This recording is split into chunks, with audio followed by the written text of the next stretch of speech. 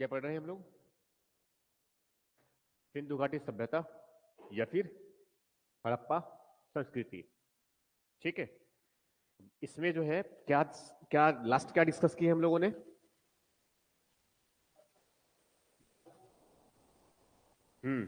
हड़प्पा सभ्यता में जीविकोपार्जन के साधन, मतलब बेसिकली क्या है, लोग अपनी जीवन चलाने के लिए जो है किस किस प्रकार के काम करते थे, इसकी बात कर रहे हैं ना।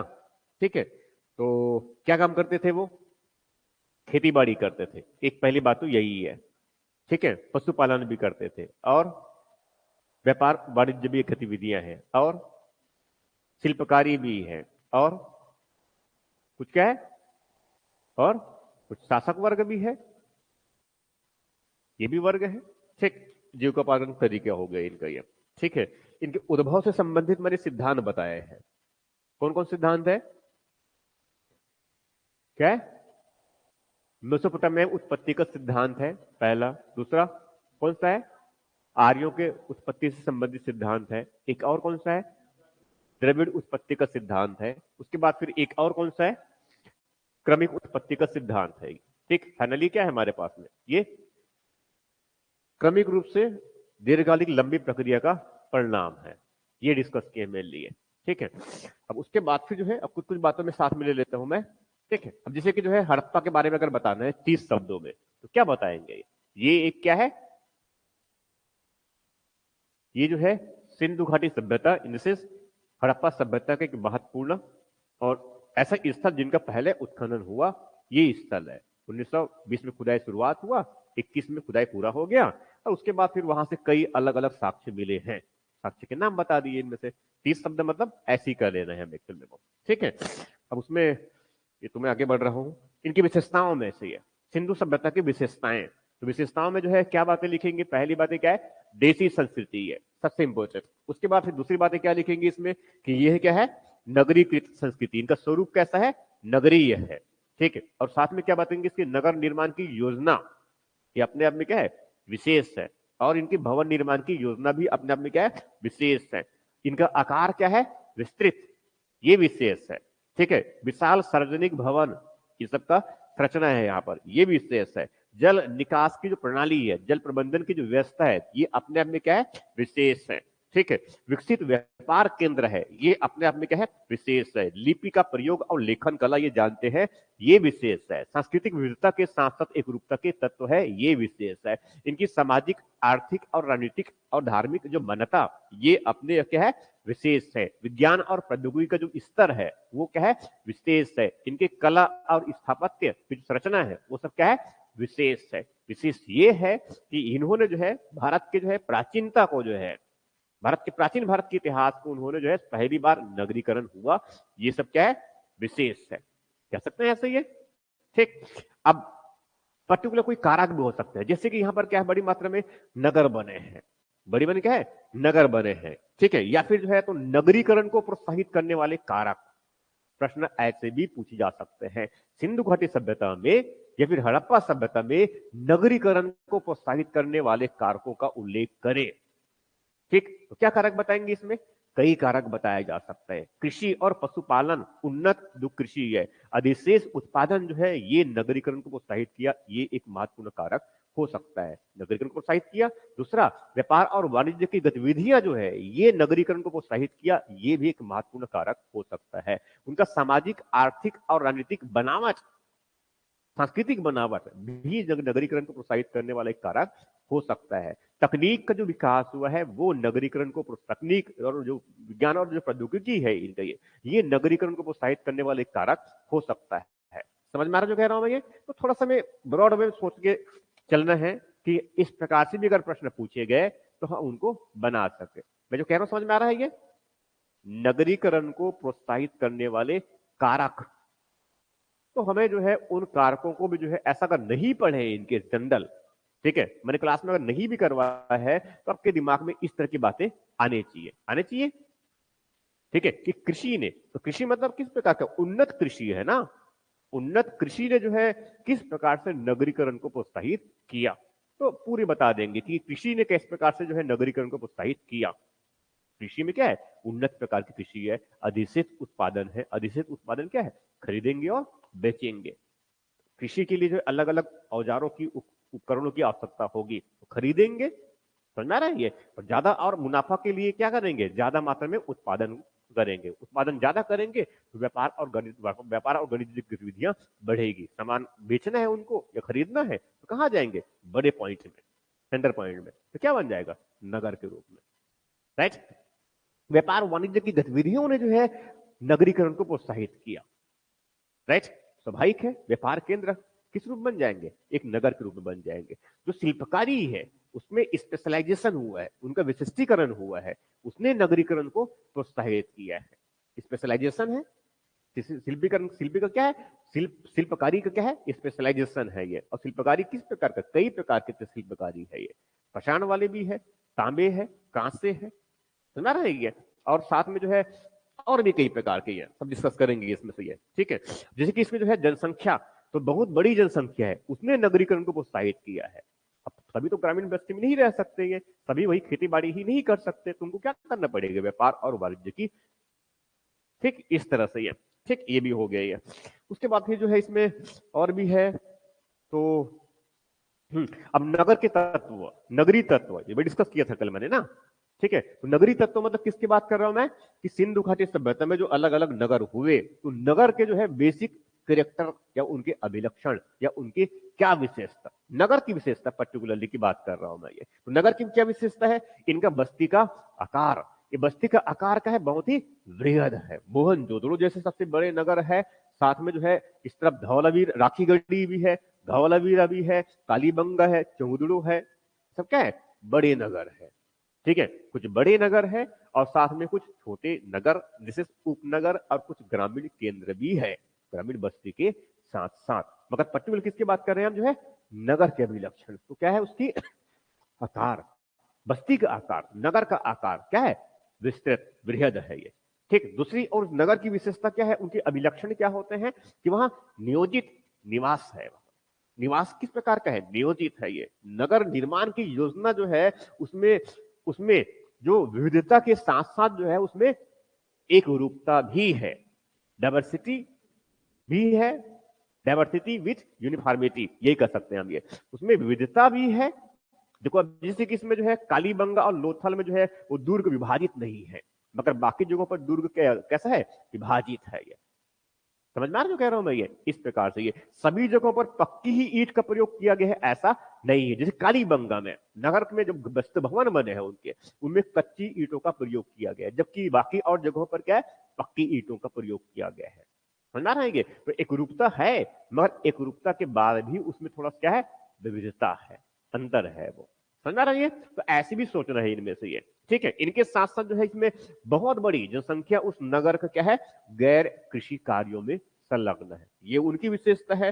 साथ में नगर में जो है एक सक्षम शासक वर्ग की उपस्थिति, ठीक है, सक्षम शासक वर्ग की उपस्थिति। और उस शासक वर्ग का दृष्टिकोण किस प्रकार का है, समता मूलक है। वो केवल अपने ही लिए ही बड़े बड़े राजप्रसाद बनाएंगे ऐसा नहीं है, आम लोगों के जो है हित को ध्यान में रख करके, उनकी सुविधाओं को ध्यान में रख करके वह क्या बनाते हैं, नगर बसाए हैं ये। सार्वजनिक स्थल जो है वो किसके लिए है, आम लोगों के लिए है ये, ठीक है। उनके जो भवन भी जो है, सड़कें जो बनाए किसके लिए, आम लोगों के लिए, इस प्रकार की है। तो ये क्या है, उस नगर के बेसिक अभिलक्षण है। लिपि और लेखन कला, ठीक है, दस्तावेजीकरण, ये क्या है, उस नगर की विशेषता है। सांस्कृतिक विविधता है, नगरों में जो है दूर दूर अलग अलग क्षेत्र से जो है संस्कृति के लोग यहाँ पर आकर के बसे हुए हैं। जैसे कि सोथी संस्कृति, सोथी संस्कृति आया था मैंने कालीबंगा वाले क्षेत्र में, वहां से लोग आकर के यहाँ पर बसे। कुल्ली नाला संस्कृति ये लोग यहाँ पर आके बसे, अमरी नाला संस्कृति के लोग यहाँ आकर के बसे, कुटदीजी संस्कृति के लोग यहाँ पर आकर के बसे, कहां पर, नगरों में। मिली जुली संस्कृति का विकास हुआ, ये क्या है, उस नगर के अभिलक्षण है। प्रश्न अगर ऐसा पूछा गया तो उनको हम बता सके, समझ में आ रही है। तो पॉइंट दिमाग में रहने चाहिए एक्चुअल में ये हो गया। उसके बाद फिर जो है जीविकोपार्जन के साधन तो बता रखा हूं मैंने ऑलरेडी ये, ठीक।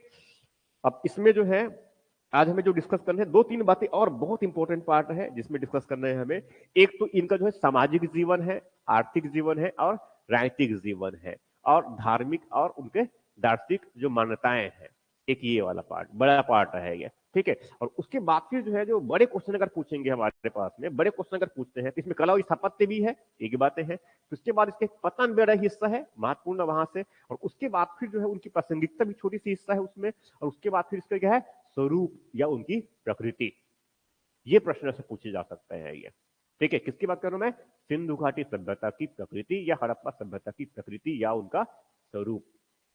ठीक, तो आज जो है उसमें कुछ कुछ चीजों को ले रहा हूं मैं, क्लास थोड़ी लंबी करेंगे आज हम लोग, और उसमें जो है कुछ कुछ बातों को मैं लेते चले जाता हूं वो। ठीक है, तो पहले इसमें लेता हूं मैं इनकी जो है राजनीतिक जीवन को वो। ठीक है, सिंधु घाटी सभ्यता की जो है राजनीतिक जीवन, और थोड़ा सा पहले समझा दूंगा, उसके बाद फिर साथ में इसको लिख भी लेंगे।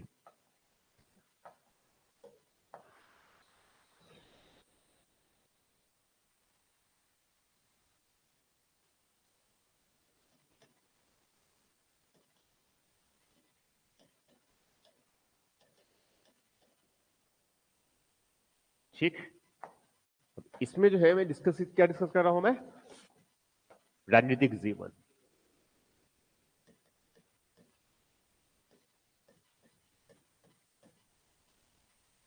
ठीक, अब एग्जैक्टली अगर ये क्षेत्र अगर देखें हम, मान लो एग्जैक्टली ये क्षेत्र को देखिए अगर मान लो हम, तो किस प्रकार का है ये? एक, चलो ये भारत वाला हिस्सा हुआ, और इसमें जो है लगभग ये उतना अच्छा नहीं बन पाएगा ऐसे में। ठीक है, और इसको हम जो है ऐसे कर देते हैं, और यहां से जो है थोड़ा ये बड़ा क्षेत्र ऐसे लिए। ठीक है, अब इसमें जो है इस तरफ सुतका गैंडोर है, इसमें क्या है सुतका गैंडोर है, और यहां पर कौन सा है? दाइमाबाद है। यहां पर कौन सा है? आलमगीरपुर है। थोड़ा सा बड़ा होना चाहिए था पर थोड़ा सा ठीक है, इनको मैं चलो ऐसा कर देता हूं, ठीक चलेगा? ठीक है, हाँ, तो ये हो गया, पर इसमें ज्यादा मजा नहीं आएगा, मैं इसको यहीं से ही खत्म कर देता हूं। अब इसको हम थोड़ा सा बढ़ा देते हैं, ऐसा समझने के लिए। ठीक है, अब इसमें आलमगीरपुर, और इस तरफ क्या है? बांदा, और यहां पर तो ये हो गया। अब बाकी उस तरफ जो है नदी बहा देते हैं, इस तरफ से कौन सा नदी है? हाँ, कौन सा है? सिंधु घाटी सभ्यता, और ये सतलज, व्यास, रावी, चेनाब। ठीक, और बाकी सब इसमें इस प्रकार से ये। ठीक है, चार ही बचे क्या? एक, दो, तीन, चार, पांच।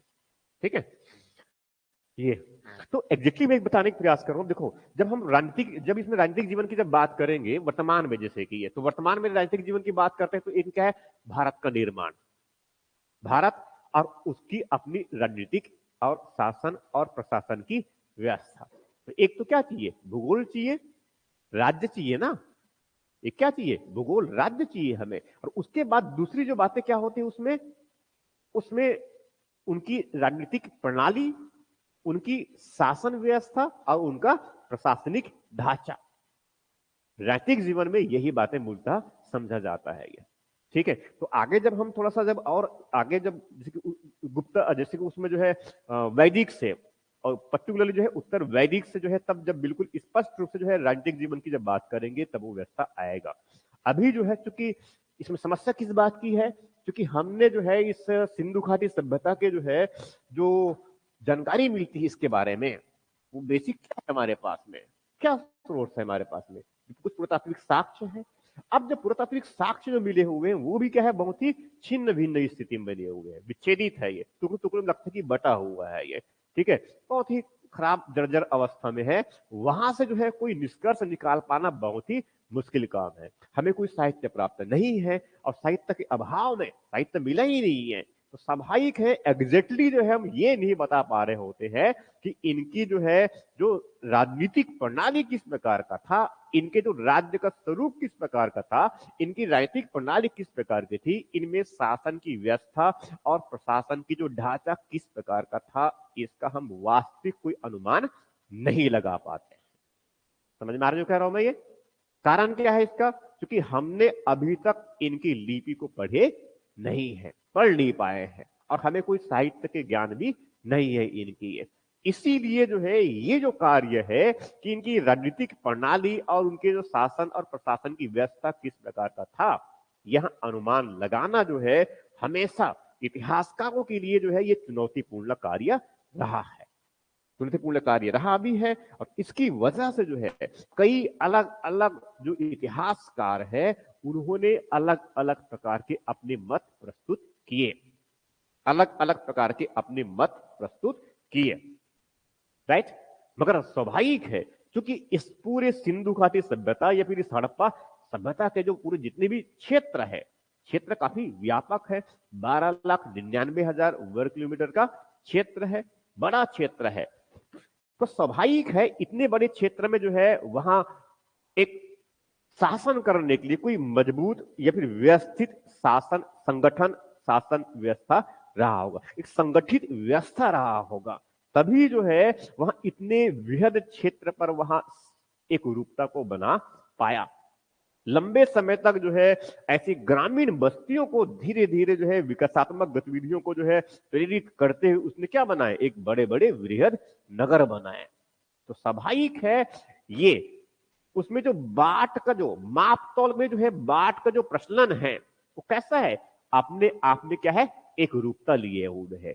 नगरों में भी इस प्रकार की जो है उनके भवनों के विन्यास, सड़कों के जो डिजाइन है वो अपने आप में क्या है, एक रूपता लिए हुए है।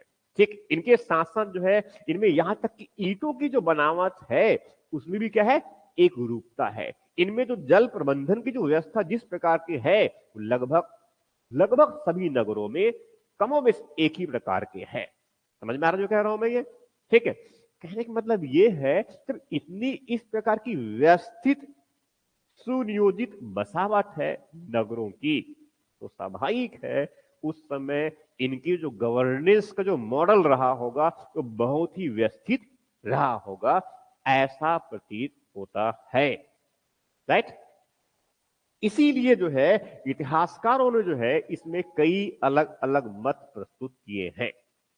पहला मत इतिहासकारों का वो, ठीक है, इतिहासकारों का पहला मत ये है, और वो मत वहां इस प्रकार से है, वो मत इस प्रकार से देते हैं जैसे कुछ इतिहासकार जो है, जैसे प्रारंभिक बताया था मैंने कि उद्भव से संबंधित उन्होंने मेसोपोटामियाई, ठीक है, सिद्धांत दिए थे, ठीक है। और मेसोपोटामिक तत्कालीन जो है समकालीन जो मेसोपोटामिक जो सभ्यता है, जो सभ्यता था जिसको दजला और फरात नदी के किनारे, वहां उस क्षेत्र में मेसोपोटामिक सभ्यता में वहां जो शासक वर्ग जो हुआ करता था वहां कौन थे, पुरोहित हुआ करता था। कौन थे, पुरोहित। कहां की बात कर रहा हूं मैं, मेसोपोटामिया की सभ्यता में, ठीक है। इसीलिए इतिहासकारों का वर्ग जो है ये उत्पत्ति से इस सिंधु सभ्यता की उत्पत्ति से किसको जोड़ते हैं, मेसोपोटामियाई सभ्यता को जोड़ते हैं कि वहां से कुछ लोग यहां पर आए और उन्होंने वहां पर जो है एक सभ्यता का विकास किया। मगर हम जान चुके हैं वास्तविकता वैसा नहीं है। फिर भी सेम स्थिति में ये उनकी राजनीतिक जीवन को, सिंधु घाटी सभ्यता के लोगों की राजनीतिक जीवन किस प्रकार का था उसको भी जो है ये उसी मेसोपोटामिया की उनकी जो है मान्यताओं से या उनकी व्यवस्था से ये जोड़ते हैं। और पहला जो मत प्रस्तुत करते हैं कुछ इतिहासकारों के द्वारा, पहला मत, ये मत पहला मत है कुछ इतिहासकारों के द्वारा कि मेसोपोटामिया में जिस प्रकार से जो है पुरोहित वर्ग का शासन हुआ करता था वैसे ही जो है शासन इस हड़प्पा सभ्यता में पुरोहित वर्ग के द्वारा किया जाता रहा होगा। समझ में आ रहा जो कह रहा हूं मैं ये पहला उनका तर्क है। ये तर्क का कारण क्या है इनका, उनका तर्क क्या है, तर्क क्या है कि यहां पर एक तो मोहनजोदड़ो से जो है वो अधखुले आंख वाला जो है एक पुरोहित का एक क्या है मूर्ति प्राप्त हो गया है। देखिए भी यार क्यों, ठीक है, ये एक तर्क देते हैं। इनके साथ साथ ये तर्क और भी देते हैं कुछ, ये इनके तर्क एक साथ साथ में कुछ और भी होते हैं कि जिस प्रकार से जो है उन्होंने जो है छतों के निर्माण के लिए जिस प्रकार से बड़ी मात्रा में उसने लकड़ियों को प्रयोग किया गया है, ऐसा ही प्रयोग वहां पर, कहां पर, मेसोपोटामिया की सभ्यता में लोग करते थे। ये भी एक तर्क देते हैं वो।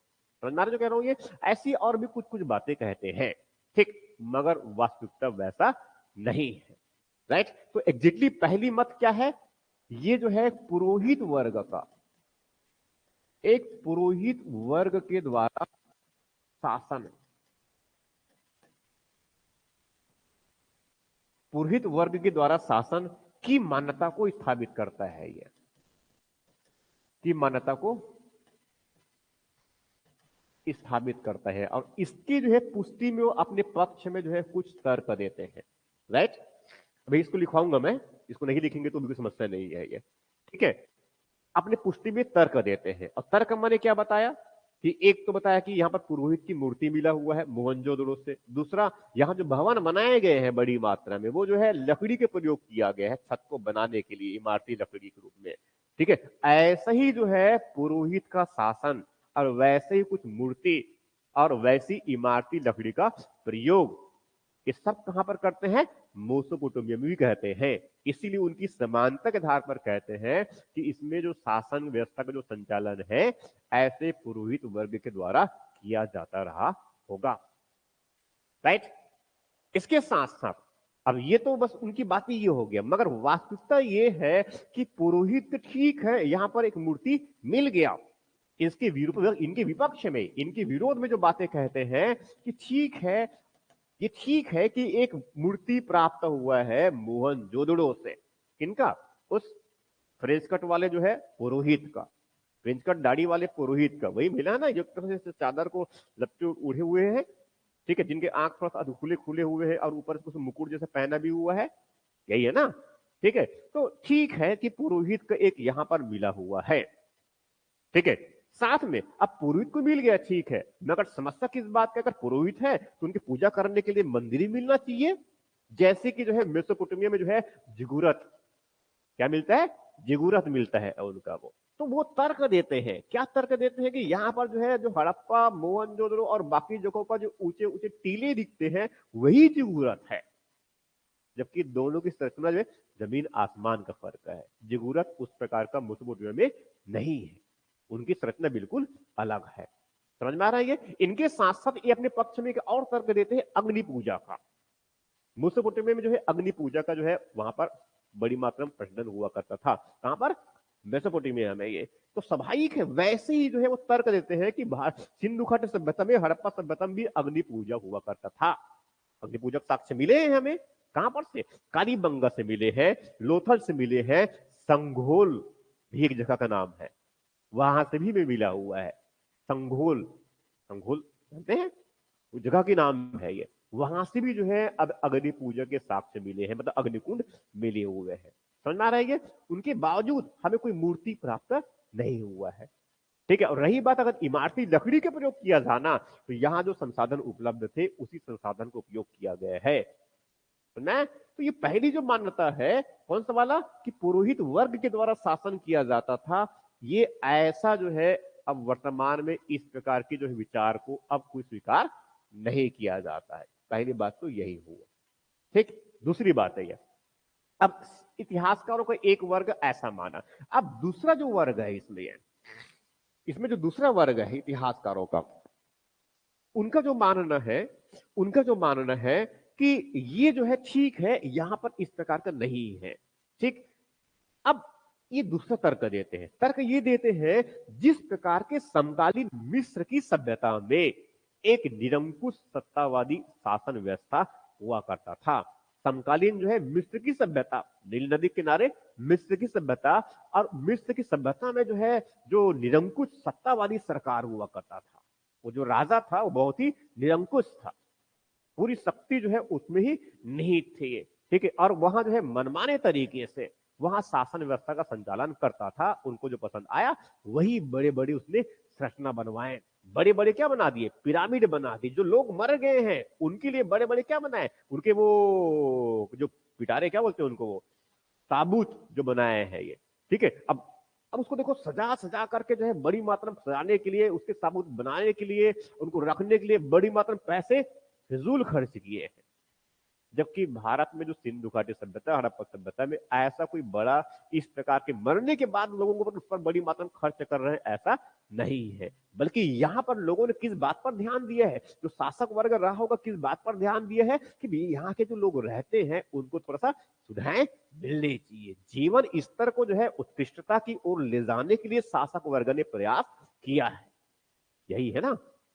ठीक है, सतत विकास लक्ष्य के भी अगर होता मापदंड वहां हड़प्पा के लिए, तो फिर ठीक है कई लक्ष्य को हम ऐसी प्राप्त कर लिए होते। ठीक है, स्वच्छता पर पहला ध्यान, ठीक, और अकाल तो है ही नहीं, भुखमरी तो है ही नहीं है, कुपोषण तो है ही नहीं है, ठीक, इस तरह से है। तो ये एग्जैक्टली क्या बात कर रहा हूं मैं कि इसमें ये कहना कि मिस्र की सभ्यता में जो है जिस प्रकार से निरंकुशवादी शासन व्यवस्था हुआ करता था और उसने बड़े बड़े जो है अवसंरचनाओं का निर्माण किया था, 7 अजूबों में से एक गाजा का पिरामिड, पता भी होगा ना। ठीक है, तो ऐसे बड़ी बड़ी जो है उसने संरचनाओं का निर्माण किया है, मगर भारत में ऐसा सिंधु घाटी सभ्यता में ऐसा बिल्कुल भी नहीं है। बनाए हैं ठीक एक सार्वजनिक बड़ा संरचना है, कौन सा, इस तरफ कौन सा है, बृहद अन्नागार है, ग्रेट बात है, मगर ये क्या है, सबके उपयोग के लिए है, ये मतलब है ना। ठीक है, तो ये भी कहना कि मिस्र की सभ्यता में जिस प्रकार का जो है निरंकुश सत्तावादी शासन व्यवस्था हुआ करता था, ऐसा सिंधु घाटी सभ्यता रहा होगा, ऐसा भी नहीं है। ठीक, ये हो गया। उसके बाद फिर जो है कुछ और इतिहासकार में, कुछ इतिहासकार का मतलब जैसे उसमें एक और नाम आता है, वो है मार्टिमर व्हीलर का नाम आता है। किसका नाम आता है, मार्टिमर व्हीलर। समझ में आ रहा है, मैं आगे ले जा रहा हूं इसको। पहले मैंने निरंकुश सत्ता वाला बताया, मैंने निरंकुश सत्तावादी जो है दृष्टिकोण, ये दृष्टिकोण है एक, ये ऐसा मानना है उनका। ठीक, अब उसके बाद में तीसरी तरफ चल रहा हूं, मार्टिमर व्हीलर, बड़ा जो है जानते हैं इतिहासकार है, ये ब्रिटिश इतिहासकार है ये। अब ये मार्टिमर व्हीलर, ये जो है इनका मानना है कि ठीक है, यहां पर जो है ऐसा ना तो मेसोपोटामिया में जिस प्रकार का होता था पूरी की तरह शासन होता था, और ना ही सब मिस्र की सभ्यता में निरंकुश सत्तावादी सरकार का शासन व्यवस्था होता था, ऐसा नहीं, ऐसा बिल्कुल भी नहीं। क्योंकि यहां पर जो है, यहां पर जो है, यहां पर जो है व्यापार और वाणिज्य की गतिविधियां बहुत ही प्रभावी था। व्यापार और वाणिज्य इस पूरे सभ्यता का आधार था। इस सभ्यता का आधार क्या है, अतिरेक उत्पादन, सरप्लस प्रोडक्शन, ट्रेड और कॉमर्स, यही उनका आधार था। तो स्वाभाविक है इस सभ्यता में वो संचालित करने वाले जो शासन व्यवस्था रहा होगा, वो कौन, इसी किसी व्यापारी वर्ग का प्रभुत्व जिनका रहा था, उनका ही शासन हो रहा होगा। ठीक है, मतलब इनका जो मानना है कि जो ये जो व्यापारी वर्ग थे, इस व्यापारी वर्ग जिसमें जो है, जो व्यापारी वर्ग जो व्यापार करते थे, मुनाफा कमाते थे, वो व्यापार को और बढ़ावा देने के लिए उन्होंने कोई अपनी व्यवस्था बनाए रहा होगा। और व्यापारी वर्ग मतलब कौन, ये सबसे उच्च वर्ग तो नहीं है, ये तो क्या है, मध्यम वर्ग है। ये मानते हैं कि मध्यम वर्ग के द्वारा जो है शासन का संचालन किया जाता रहा होगा, मध्यम वर्ग के द्वारा शासन का संचालन किया जाता रहा होगा, ये ऐसा मानते हैं ये। ठीक है, मध्यम वर्ग, ये इनका मध्यम वर्ग की जनता कह सकते हैं, व्यापारी वर्ग है बेसिकली ये। ठीक है, इनके द्वारा शासन का संचालन किया जाता रहा होगा, ऐसा इनका मानना है। ठीक, एक और जो है इतिहासकार वैसा है मैके, इसी को साइड में इधर ले दे रहा हूं मैं, कौन सा है, मैके। ठीक है, इन्होंने भी अपना विचार रख दिया है। विचार इनका इस प्रकार का है कि हड़प्पाई जो है शासन की व्यवस्था जो है वो प्रतिनिधि मूलक शासन की व्यवस्था हुआ करता रहा होगा, ऐसे पर अनुमान लगा रहे हैं। प्रतिनिधि मूलक शासन व्यवस्था का मतलब क्यों, क्योंकि ये जो क्षेत्र है काफी विस्तृत क्षेत्र है, और इतने बड़े क्षेत्र पर जो है शासन व्यवस्था को संचालित रखना, क्योंकि बड़े क्षेत्र है ये, अब इतने बड़े क्षेत्र पर जो है शासन व्यवस्था को संचालित करना है, तो एक तो पूरे बड़े क्षेत्र है, एक साम्राज्य के जैसा हो गया। ठीक है, और उसके बाद इस पूरे साम्राज्य को शासन और संचालित करना है ये। ठीक है, तो उसमें एक क्षेत्र का जो है केंद्रीय स्तर पर प्रतिनिधित्व होना चाहिए, दूसरे क्षेत्र के भी केंद्रीय स्तर पर प्रतिनिधित्व होना चाहिए, तीसरे का, चौथे का, इस प्रकार से ये। तो केंद्रीय स्तर पर जो है एक शासक सर्वोच्च शासक और निचले स्तर पर जो है कुछ लोग चुन करके ऊपर भेज दिए जाते थे, जिनको बोलते हैं प्रतिनिधि मूलक शासन की व्यवस्था। बोलते हैं प्रतिनिधि मूलक शासन की व्यवस्था। प्रतिनिधि मूलक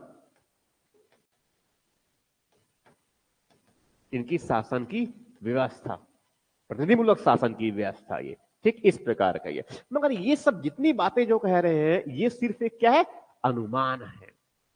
ये सिर्फ एक क्या है, अनुमान है ये, ठीक है। एक अनुमान जो है वर्तमान में जिनको ठीक मान्यता प्राप्त है, एक अनुमान जो है जिनको वर्तमान में ठीक मान्यता प्राप्त है, वह इस प्रकार के भी है, क्योंकि जो बहुत विस्तृत क्षेत्र है, ये एक बहुत विस्तृत क्षेत्र है। और इस विस्तृत क्षेत्र में उनकी अगर विशेषताएं को देखो, उनको अगर स्वरूप को देखो, इस सिंधु घाटी सभ्यता के स्वरूप को अगर देखे तो लगभग इसमें क्या है, एक रूपता है। लगभग इसमें क्या है, एक रूपता। मैं लगभग क्यों कह रहा हूं, क्योंकि बिल्कुल समरूप नहीं है ये। हड़प्पा के समरूप मोहनजोदड़ो नहीं है। समझ में आ रहा कह रहा हूं, ये उसमें विविधता है। हड़प्पा की कुछ विशेषताएं अलग है, मोहनजोदड़ो की कुछ विशेषताएं अलग है। जब थोड़ा गौर से अगर देखेंगे तो डिफरेंसेस हमें समझ में आएगा। समझ में आ रहा जो कह रहा हूं, कालीबंगा की और इस सब लोथल की बिल्कुल विशेषताएं बिल्कुल अलग है ये। हालांकि मुख्य बातें कहने के लिए जो है ऊपर से देखेंगे लगता है कि सब कुछ समान है, मगर जब अंदर जाके देखेंगे, गौर से देखेंगे तो उसमें कई डिफरेंसेस है, विविधता है। तो इसीलिए जो है कुछ इतिहासकारों का जो अनुमान है कि इतिहासकारों का अनुमान है कि जो हड़प्पा सभ्यता के जो नैतिक जीवन, हड़प्पा सभ्यता के लोगों का जो राजनीतिक जीवन है, ठीक है, एक तो उसमें जो है एक विशाल क्षेत्र है, इतने बड़े क्षेत्र पर शासन करने के लिए, ठीक है, उन्होंने कोई शासन की ऐसी व्यवस्था जिसमें क्षेत्रीय जो महत्वाकांक्षा है उनको भी महत्व दिया गया हो। क्षेत्रीय जो विशेषता है, क्षेत्रीय जो आकांक्षा है, उनको भी महत्व दिया गया हो, ठीक है।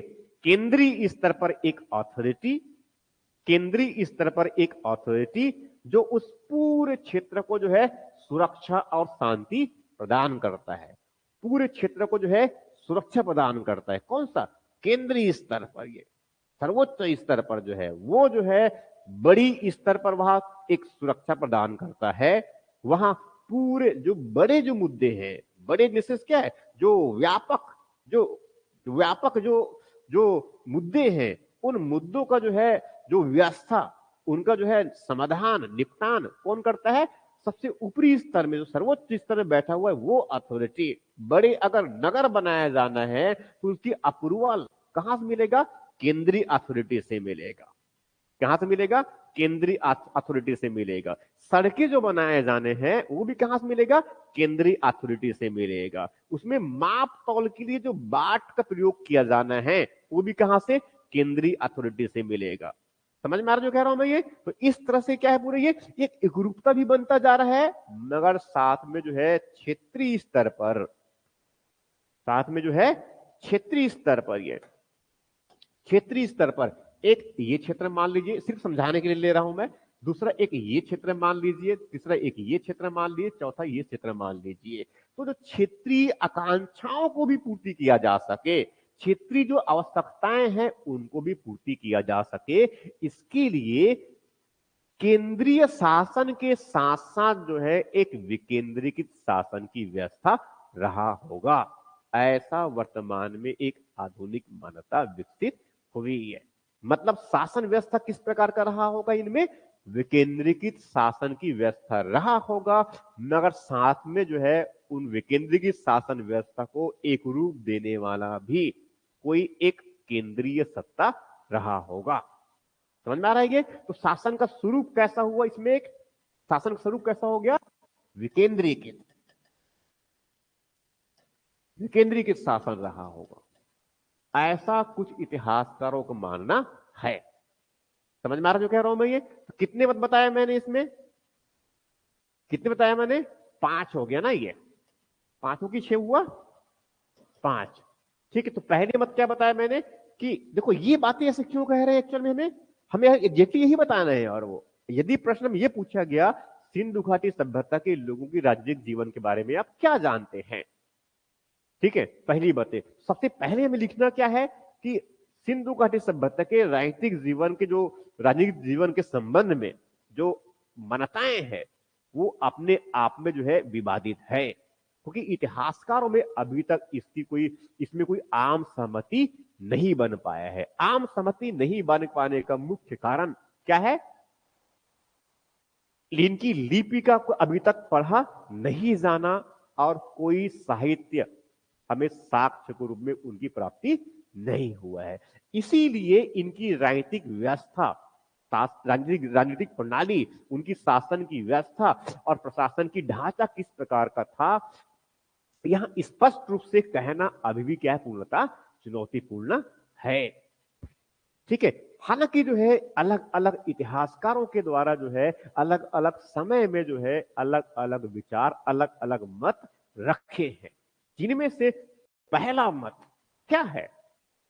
पुरोहित वर्ग के द्वारा शासन किया जाना। पुरोहित वर्ग के द्वारा शासन किया जाना, ऐसा वहां सिद्ध करने, पुष्ट करने का प्रयास किए हैं और उनकी पुष्टि में उन्होंने कुछ अपने तर्क भी दिए हैं। तर्क नंबर 1, पुरोहित के मूर्ति प्राप्त हुआ है मोहनजोदड़ो से। तर्क नंबर 2, वहां जो है अग्नि पूजा के साक्ष्य मिले हैं। तर्क नंबर 3, बड़ी बड़ी इमारतें जो है लकड़ी का प्रयोग करके किया गया। यहां 3 हो गया, मगर इसके साथ में इनके विरोध में विपक्ष में अगर तर्क देना कि ऐसा भी नहीं है, तो उसमें क्या है, क्या बताया मैंने इसमें कि यहां पर हमें कोई मंदिर जैसी कोई संरचना नहीं है जहां पर पुरोहित जो है पूजा पस्त उपासना करते रहे होंगे, जैसे कि मेसोपोटामिया में मिलता है जिगुरत के रूप में। समझ में आ रहा है? ये अग्नि पूजा के साक्ष्य कहते हैं कि ठीक है, मगर ये केवल कालीबंगा और लोथल और इस तरफ संघोल जैसे ही कुछ स्थलों में प्राप्त है, बाकी और स्थलों में नहीं। ठीक, ये उनके विरोध में तर्क हो गया ये। ठीक, इस तरह से ये। उसके बाद फिर दूसरा मैंने कौन सा बताया मैंने? दूसरा मैंने निरंकुश सत्तावादी दृष्टिकोण। ये क्या मानते हैं कि हड़प्पा सभ्यता के शासन व्यवस्था जो है, उस शासन व्यवस्था के संचालक वर्ग में एक निरंकुश सत्तावादी सरकार की व्यवस्था रहा होगा। ठीक है, कहां से? ये मिस्र की सभ्यता के समान, मगर एग्जैक्टली वैसा नहीं है। वैसा नहीं है, उसका प्रमाण क्या है कि यहां पर ऐसे किसी बड़े जो है बड़ी बड़ी जो है अवसंरचनाएं, जैसे कि कहां पर गाजा में जो पिरामिड मिलता है, बड़ी बड़ी है, ठीक है, बड़े बड़े जो है वो ताबूतों का जो है निर्माण, बड़े उनको सजावट करना, ठीक है, इस प्रकार की यहां पर ऐसे कोई बड़ी जो है खर्च वाले जो है ऐसे कुछ संरचनाओं का निर्माण नहीं किया गया है, बल्कि उनके स्थान पर यहां पर आम लोगों के जीवन को उत्कृष्टता की ओर ले जाने वाला जो है अवसंरचनाओं का निर्माण किया है। तो स्वाभाविक है ये वैसा तो शासन व्यवस्था नहीं रहा होगा।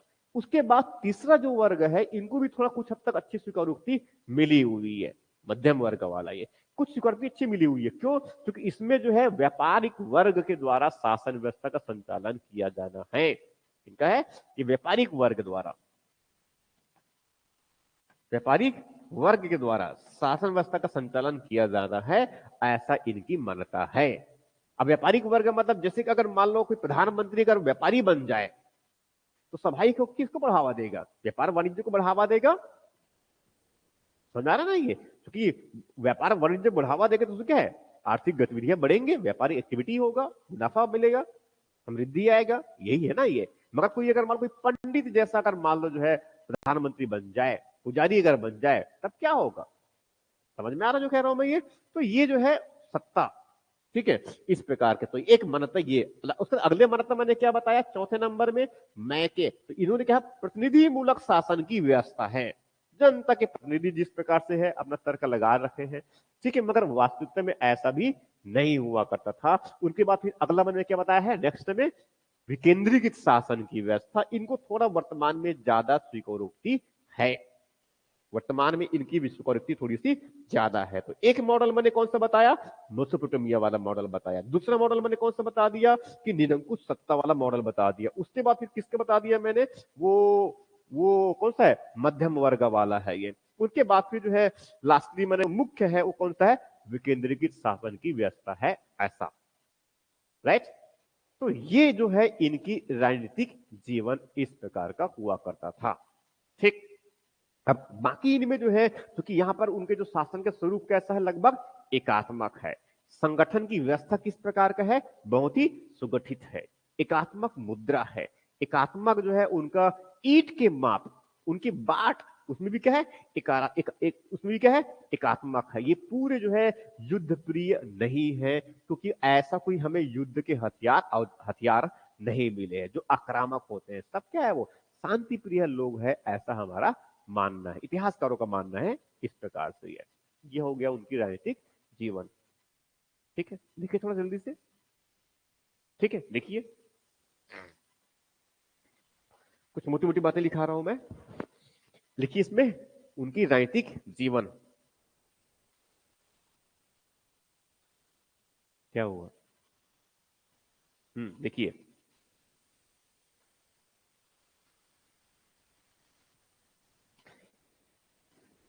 हड़प्पा सभ्यता के लोगों का राजनीतिक जीवन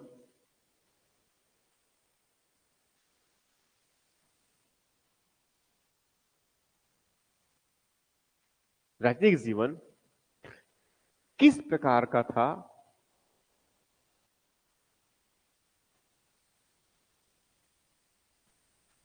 किस प्रकार का था, इसमें स्पष्टता का अभाव है। क्योंकि स्पष्टता का अभाव है, क्योंकि क्योंकि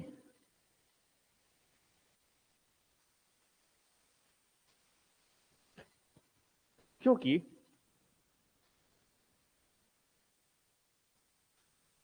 अभी तक प्राप्त हड़प्पाई लिपि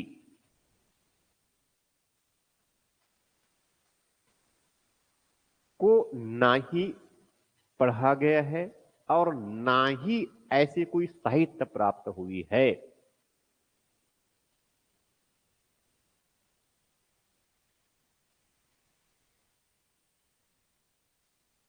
ना ही कोई साहित्य प्राप्त हुई है जिससे जिससे यहां जानकारी प्राप्त हो सके, जिससे यहां जानकारी प्राप्त हो सके कि उनका राजनीतिक जीवन कैसा था,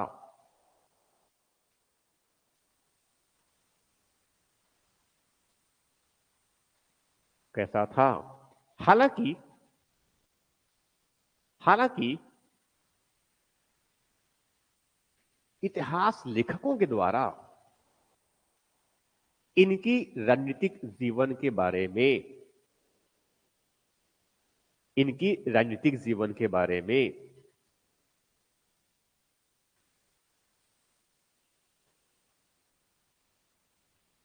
विभिन्न मत,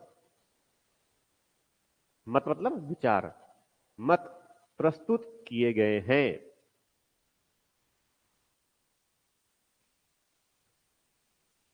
प्रस्तुत किए गए हैं।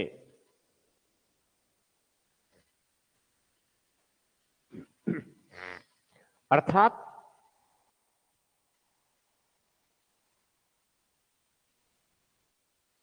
अर्थात साहित्य साक्ष्य के अभाव में शासक वर्ग के स्वरूप, साहित्य के अभाव में शासक वर्ग,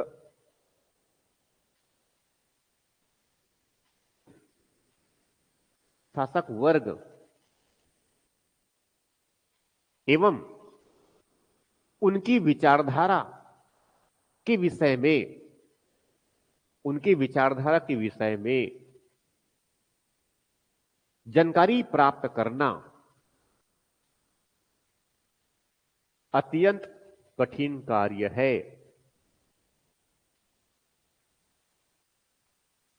अत्यंत कठिन कार्य है। हालांकि हालांकि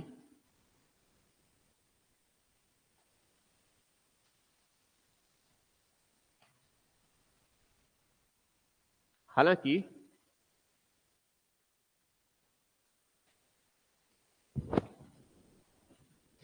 उन्नत नगर निर्माण की योजना उन्नत नगर निर्माण की योजना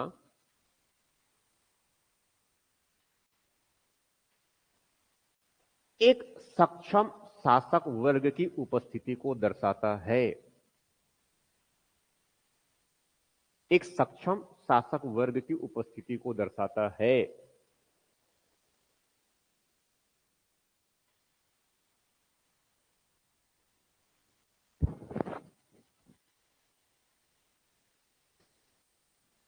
सड़कों तथा गलियों की बनावट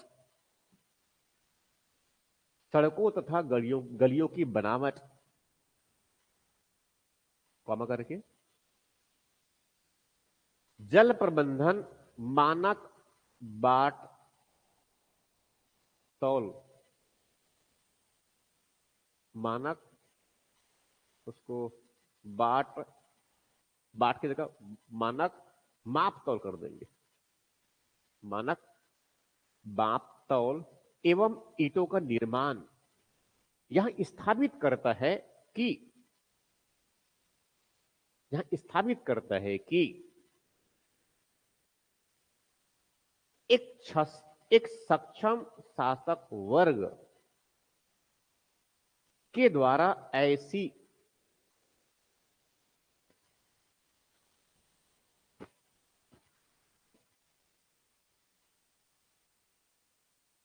सक्षम शासक वर्ग के द्वारा ऐसी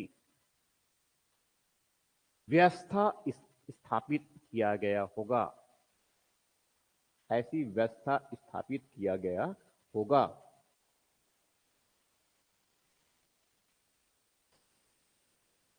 हालांकि अभी इसकी पुष्टि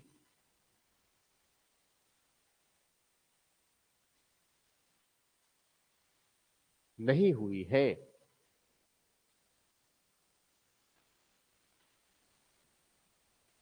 कुछ पुरातात्विक साक्ष्य के आधार पर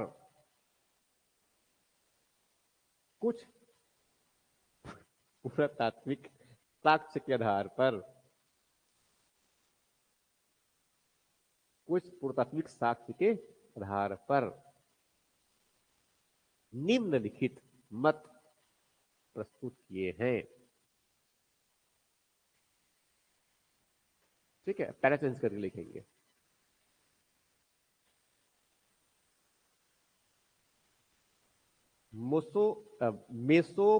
मेसोपोटामियाई उसको से मेसोपोटामिया के मॉडल के आधार पर मेसोपोटामिया के मॉडल के आधार पर आरंभ में एक आरंभ में एक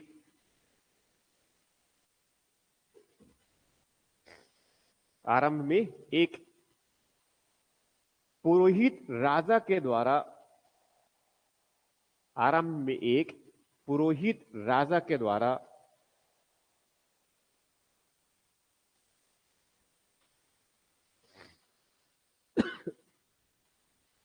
शासन की परिकल्पना किया गया था। किंतु किंतु किंतु उस पुरोहित के पूजा एवं उपासना से संबंधित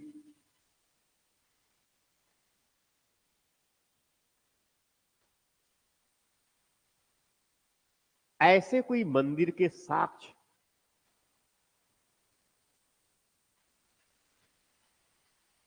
जैसे मेसोपोटामिया में प्राप्त होते हैं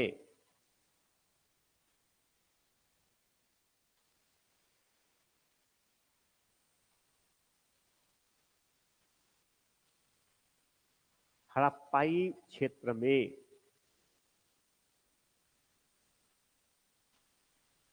प्राप्त नहीं है, प्राप्त नहीं हुए हैं।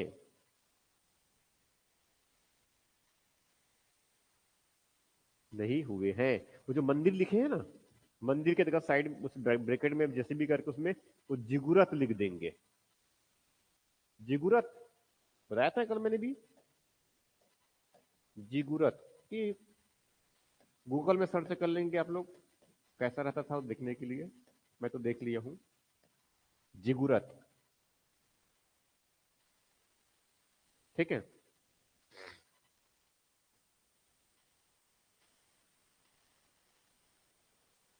हम्म, हो गया, पैरा चेंज करके ये।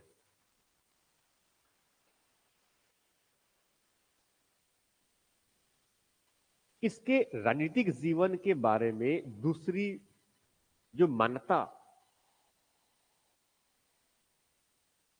दूसरी मान्यता मिस्र की सभ्यता की शासन व्यवस्था से प्रेरित रहा है, से प्रेरित है। मिस्र की शासन व्यवस्था से प्रेरित है।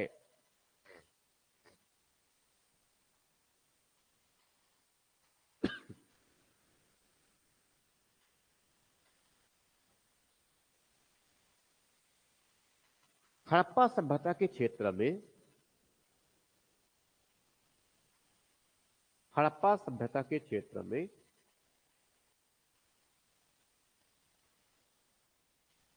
मिस्र की सभ्यता के समान,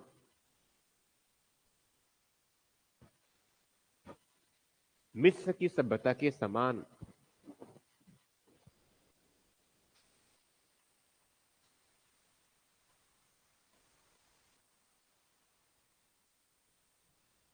के समान कोई निरंकुश, निरंकुश सत्ता की परिकल्पना नहीं कर सकते।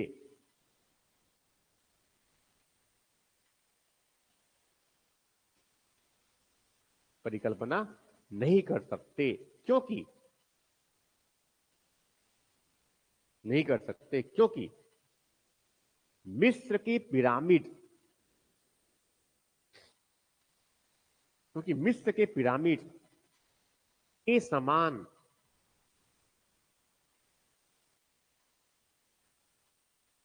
के समान यहां कोई राजकीय, कोई राजकीय संरचना के साक्ष्य प्राप्त नहीं हुए हैं। संरचना के साक्ष्य प्राप्त नहीं हुए हैं।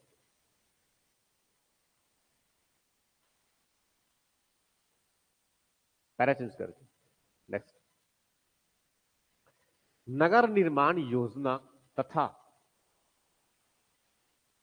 नगर निर्माण योजना तथा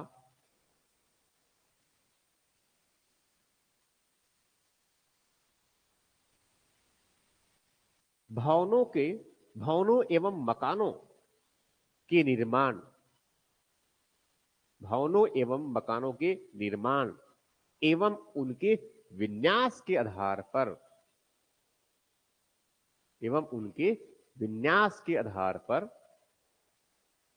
यह अवधारणा विकसित किया गया, विकसित किया जाता रहा कि,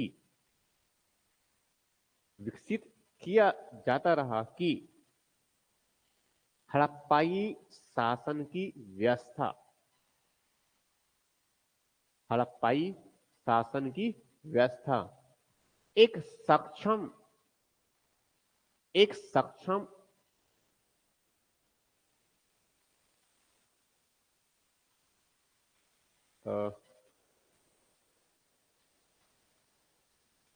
क्या लिखे, शासन व्यवस्था एक सक्षम शासन व्यवस्था था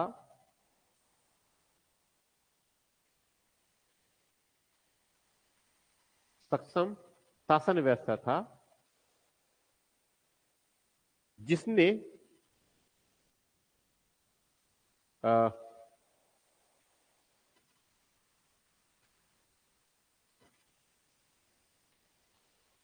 जिसमें रुको एक मिनट, शासन व्यवस्था था जिसमें शासन व्यवस्था था जिसने जिसने व्यापार समर्थन जिसने व्यापार समर्थन तथा दृष्टिकोण में अपेक्षाकृत दृष्टिकोण में अपेक्षाकृत समता मूलक था।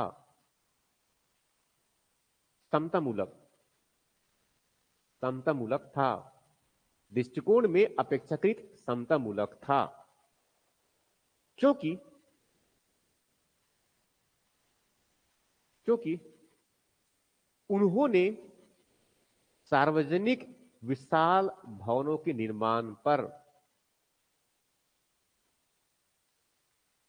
कम और विशाल भवनों के निर्माण पर कम और जन सामान्य के जीवन स्तर को ऊंचा उठाने पर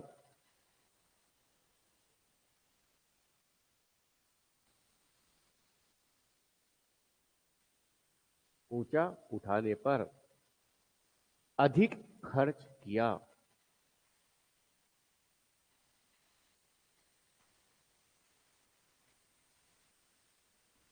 इन्हीं आधारों पर इस मान्यता को स्वीकार किया जाता है कि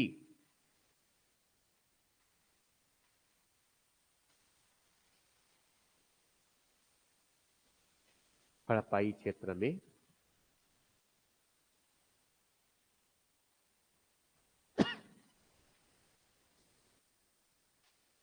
व्यापारी वर्ग का शासन रहा होगा।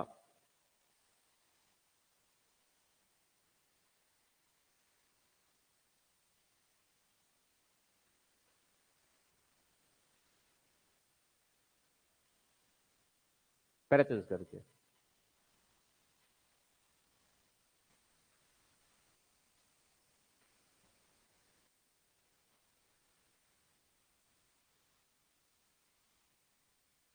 यहां भी विवाद का एक विषय है कि यहां भी विवाद का विषय है कि यहां एक वृहद साम्राज्य था। अब वृहद वृहद हड़प्पाई साम्राज्य था जिसने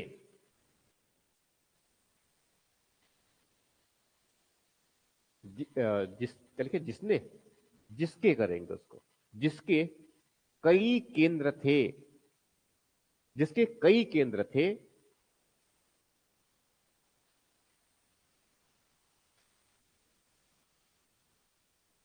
या राज्यों का समूह था जो कई केंद्र थे या राज्यों का समूह था जो विकास के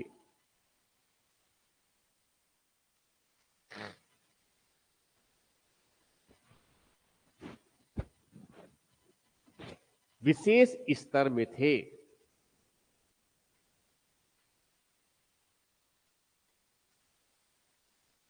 स्तर में थे इस प्रकार नवीन विचार के रूप में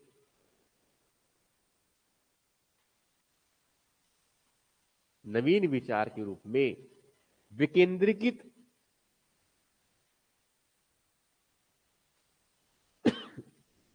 शासन व्यवस्था की परिकल्पना की जा रही है।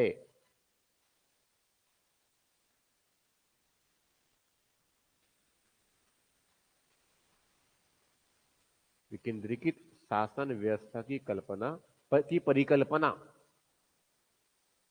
परिकल्पना की जा रही है जिसकी गुत्थी अभी पूरी तरह से सुलझ नहीं पाई है। जिसकी गुत्थी, गुत्थी नहीं समझते हैं, उलझी हुई चीजें हैं, कैसे हुआ पता नहीं चल पा रहा है, वो नहीं समझते हैं ये। ठीक है, समझिए। ठीक है, क्या लिखे?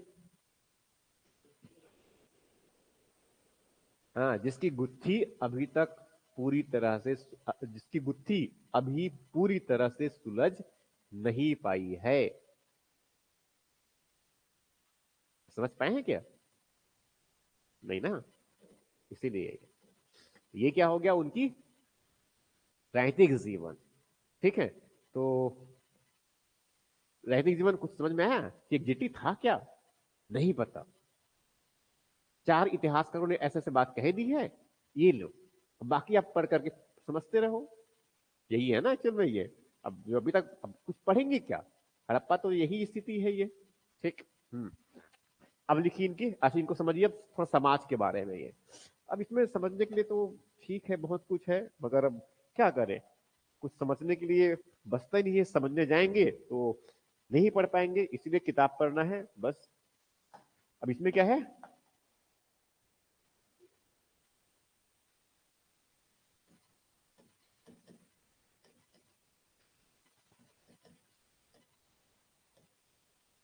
सामाजिक जीवन। ठीक है, तो एक अपने मॉडल बना लीजिए आप। मॉडल किस प्रकार के? आर्थिक जीवन पूछेगा तो भी, सामाजिक जीवन पूछेगा तो भी, राजनीतिक जीवन पूछेगा तो भी, ठीक है, धार्मिक और जो सांस्कृतिक दार्शनिक जो मान्यता है पूछेंगे तो भी। कौन सा मान, कौन सा अपना जो है पहला फिलॉसफी बना देंगे आप? कौन सा फिलॉसफी बताएंगे आप उनको, मॉडल क्या बताएंगे आप आंसर का? हम्म? सबसे पहले जो है एकदम स्पष्ट रूप से कह देना है कि भाई देखिए, अभी तक इनकी जो लिपि जो है, एक तो जैसे तैसे करके थोड़ा बहुत ही प्राप्त हुआ है। ठीक है, और जो लिपि प्राप्त हुआ है वो उसमें चिन्ह ऐसे है जो चित्रात्मक है। ठीक है, चित्रात्मक है, और वो हर एक चित्र जो है अलग अलग भाव को रिप्रेजेंट करता है। अब 4,500 साल पहले उसने जो है किस भाव से वो चित्र को उत्तीर्ण किया है, ये अपने आप में क्या है, काफी चुनौतीपूर्ण काम है उनको समझना। इनके साथ साथ ये तो दूसरी विषय, ये तो पहली बात होगी, कठिनाइयों का यह दौर शुरू हुआ। दूसरा, जो साक्ष्य अवशेष जो प्राप्त हुए, उनके कुछ पुरातात्विक जो अवशेष प्राप्त हुए, वो जीर्ण शीर्ण अवस्था में है। कैसे उनको हम टुकड़ों टुकड़ों में, अब उधर जो मोहरे मिले हैं वो भी साइड से टूट गए हैं, समझ में आ रहा है ये? और जो मटके मिले हैं, कुछ तो ठीक, एक दूसरे मटके ठीक ठाक है, मगर काफी सारे मटके तो जो टूट टूट के टुकड़े टुकड़े मिले हुए ना, यही समस्या है। यही है। अब वो जो है वो पुरोहित की मूर्ति मिली है, मगर वो भी क्या है, खंडित वाला है। समझ में आ रहा है जो है, यही स्थिति है ना एक्चुअल में ये। तो ये तो ठीक है, अब कोई साहित्य साक्ष्य भी नहीं है। वैदिक काल में तो ठीक है, उसने काफी कर्म सम, जैसे भी रट्टे मारने वाला ही करके जो है पीढ़ी दर पीढ़ी आगे बढ़ाया हो, मगर उसने कुछ तो लिखा ठीक ठाक मात्रा में। उससे तो समझ में आता है कि जननी और जन्मभूमि स्वर्ग से बढ़कर के है, उनकी मान्यताओं में सभा और समिति हुआ करता था उनकी मान्यताओं में, मगर यहां तो ऐसे कुछ पता चल ही नहीं पा रहा है। ठीक है, तो इनकी समाज के बारे में भी सेम स्थिति है। समझ में आ रहा है ये? जब भी हमें जो है हड़प्पा के बारे में कुछ बताना है, तो सबसे पहले हमें क्या बताना है कि हमें कुछ भी नहीं ज्ञान है इनके बारे में।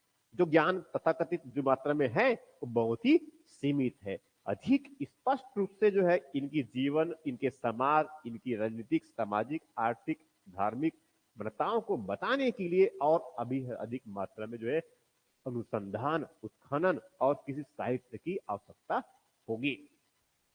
ठीक है, इन सब के बावजूद जो साक्ष्य और जो उस साक्ष्यों से जो है विश्लेषण से जो है जो अनुमान इतिहासकारों के द्वारा अलग अलग, या फिर लेखन इतिहास लेखकों के द्वारा जो है अलग अलग विचार प्रस्तुत किए हैं, जो इस प्रकार के हैं।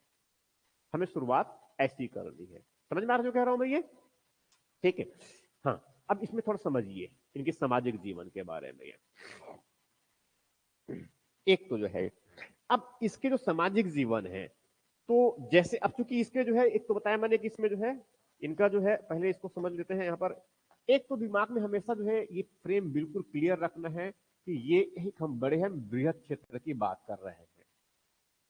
ये हम जो है एक बड़े वृहद क्षेत्र की बात कर रहे हैं। ये 12,99,000 कितना वर्ग किलोमीटर का क्षेत्र है, ठीक है। और इसकी जो है अगर हम ज्योग्राफिकल इनको थोड़ा सा ज्यादा और स्पष्ट करने के लिए बड़ा बना देते तो ज्यादा अच्छा होता। ठीक, ये समझने के बस ले रहा हूं मैं ना, थोड़ा बड़ा कर देता हूं इनको मैं।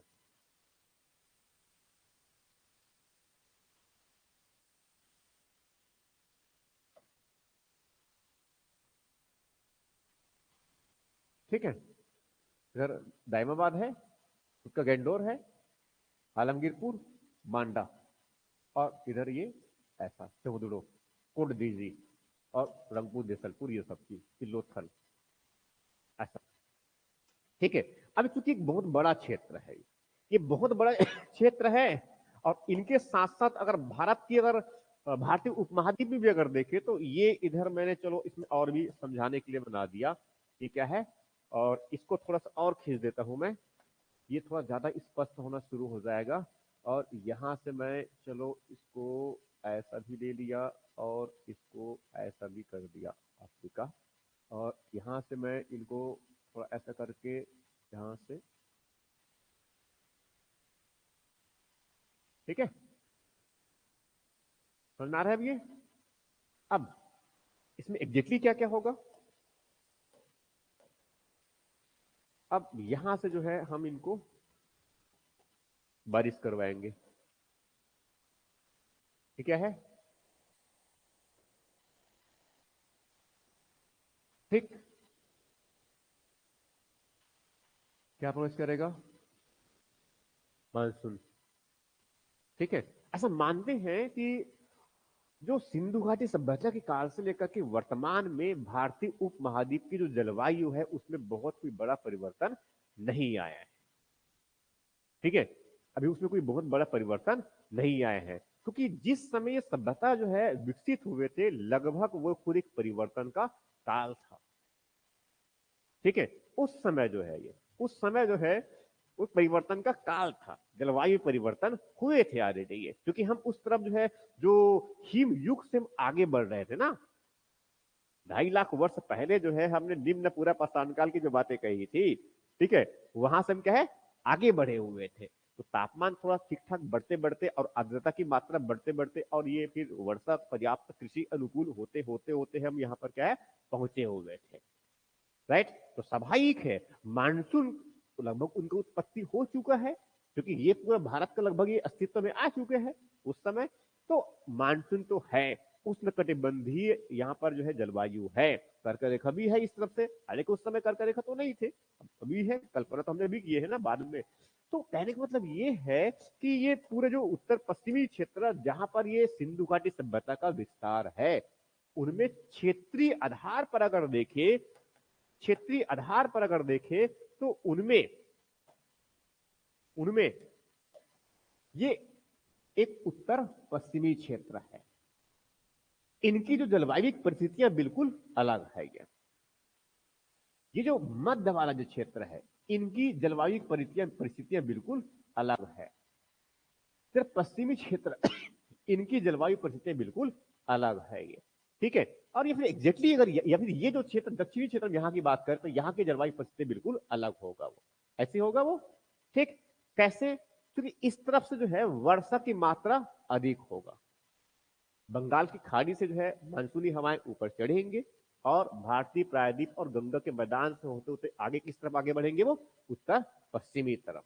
ये भी जानते हैं कि दिल्ली और उधर राजस्थान और हरियाणा और वहां से जब आगे बढ़ते तो वर्षा की मात्रा क्या होती है, कम होती चली जाती है। यही है ना एग्जैक्टली ये, तो स्वाभाविक है उस समय जब वर्षा बड़ी मात्रा में इस उत्तर पश्चिमी क्षेत्र में होते बड़ी मात्रा में यहाँ पर जो है यहाँ पर बहुत बड़ी मात्रा में वर्षा होता रहा होगा, इसकी तुलना में जो है इस तरफ जैसे उत्तर पश्चिमी क्षेत्र में जो है वर्षा की मात्रा जो है स्वाभाविक रूप से जो है कम होता रहा होगा। इसीलिए उस क्षेत्र में भेड़ बकरियां और ऊंट का पालन किया जाता था। क्षेत्र में मटर और जो गेहूं और जौ इनका उत्पादन किया जाता था, ना कि चावल का। समझ में आ रहा जो कह रहा हूं मैं ये। ठीक है, तो ज्योग्राफिकली जो है ये क्या है, खुद अपने आप में क्या, वो तो वहां के हो गए, और यहाँ पर लोथल में चावल के साक्ष्य प्राप्त हुए हैं हमें। ये वर्षा की मात्रा यहाँ पर थोड़ा सा अपेक्षित, उनकी तुलना में अपेक्षित क्या है, ये अधिक है ये। तो ज्योग्राफिकली जो है क्या है, अपने आप में क्या है, अलग अलग प्रकार की जो है ये परिस्थितियां उपलब्ध करवा रहा है। कहीं पर थोड़ा सा गर्म और शुष्क है, जबकि यहाँ पर क्या है, आर्द्र और शुष्क है। गर्म तो है ही हल्का सा ये, समझा जो कह रहा हूं मैं। ये इनके साथ साथ दूसरी क्षेत्र, दूसरा और देखेंगे, एक ये इसमें जो नगर बने हैं, नगर जो है, तो नगर किस प्रकार की है, कुछ बड़े नगर है, और नगरों की जो है अभिलक्षण जो बताया मैंने कि वहां पर जो है सांस्कृतिक विविधता है। पड़ोसी को जो है क्या बना और क्या खा रहे हैं पता नहीं चल पाता। और यही जब ग्रामीण बस्ती में जाएंगे तो किसी की एक घर में अगर कोई विशेष बन रहा हो तो फिर आसपास पड़ोस लोगों को भी पता चल ही जाता है। यही स्थिति है ये, ठीक है। तो नगरों में जो है किस प्रकार की समाज की व्यवस्था होगा, या फिर उसको ऐसा समझे, क्योंकि यहां पर उन्नत कृषि और व्यापार वाणिज्य आधारित इनकी आर्थिक व्यवस्था है। इस आर्थिक व्यवस्था में जो है, इस आर्थिक व्यवस्था में जो है कई अलग अलग प्रकार के जो है कार्य करने वाले लोग हैं। और ये जो कार्य करने वाले जो लोग हैं, जो अलग अलग प्रकार के आर्थिक गतिविधियों का संचालन करते हैं, ये जो है उसी नगरीय समाज का हिस्सा है। जो नगरीय समाज के जो स्वरूप अपने आप में काफी जटिल है। तो स्वाभाविक है इस हड़प्पाई समाज की जो संरचना है उसमें बहुत बड़ी मात्रा में जटिलता रहा होगा, जैसी कि वर्तमान में नगरीय समाज की जो संरचना है उसमें जटिलता होती है।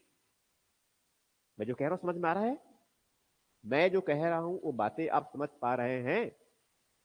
फिर से समझने के प्रयास करो। वो मैं कह रहा हूं कि यहां पर जिस प्रकार से सरप्लस प्रोडक्शन है, ये हड़प्पा सभ्यता में सरप्लस प्रोडक्शन है, उस सरप्लस प्रोडक्शन ने जो है, और सरप्लस प्रोडक्शन करने वाले लोग कौन है, ये दूर दराज क्षेत्र जो खेती बाड़ी करते हैं उनकी, जो ग्रामीण बस्ती में रहते हैं, जिनकी समाज की संरचना कैसा होगा, सरल होगा।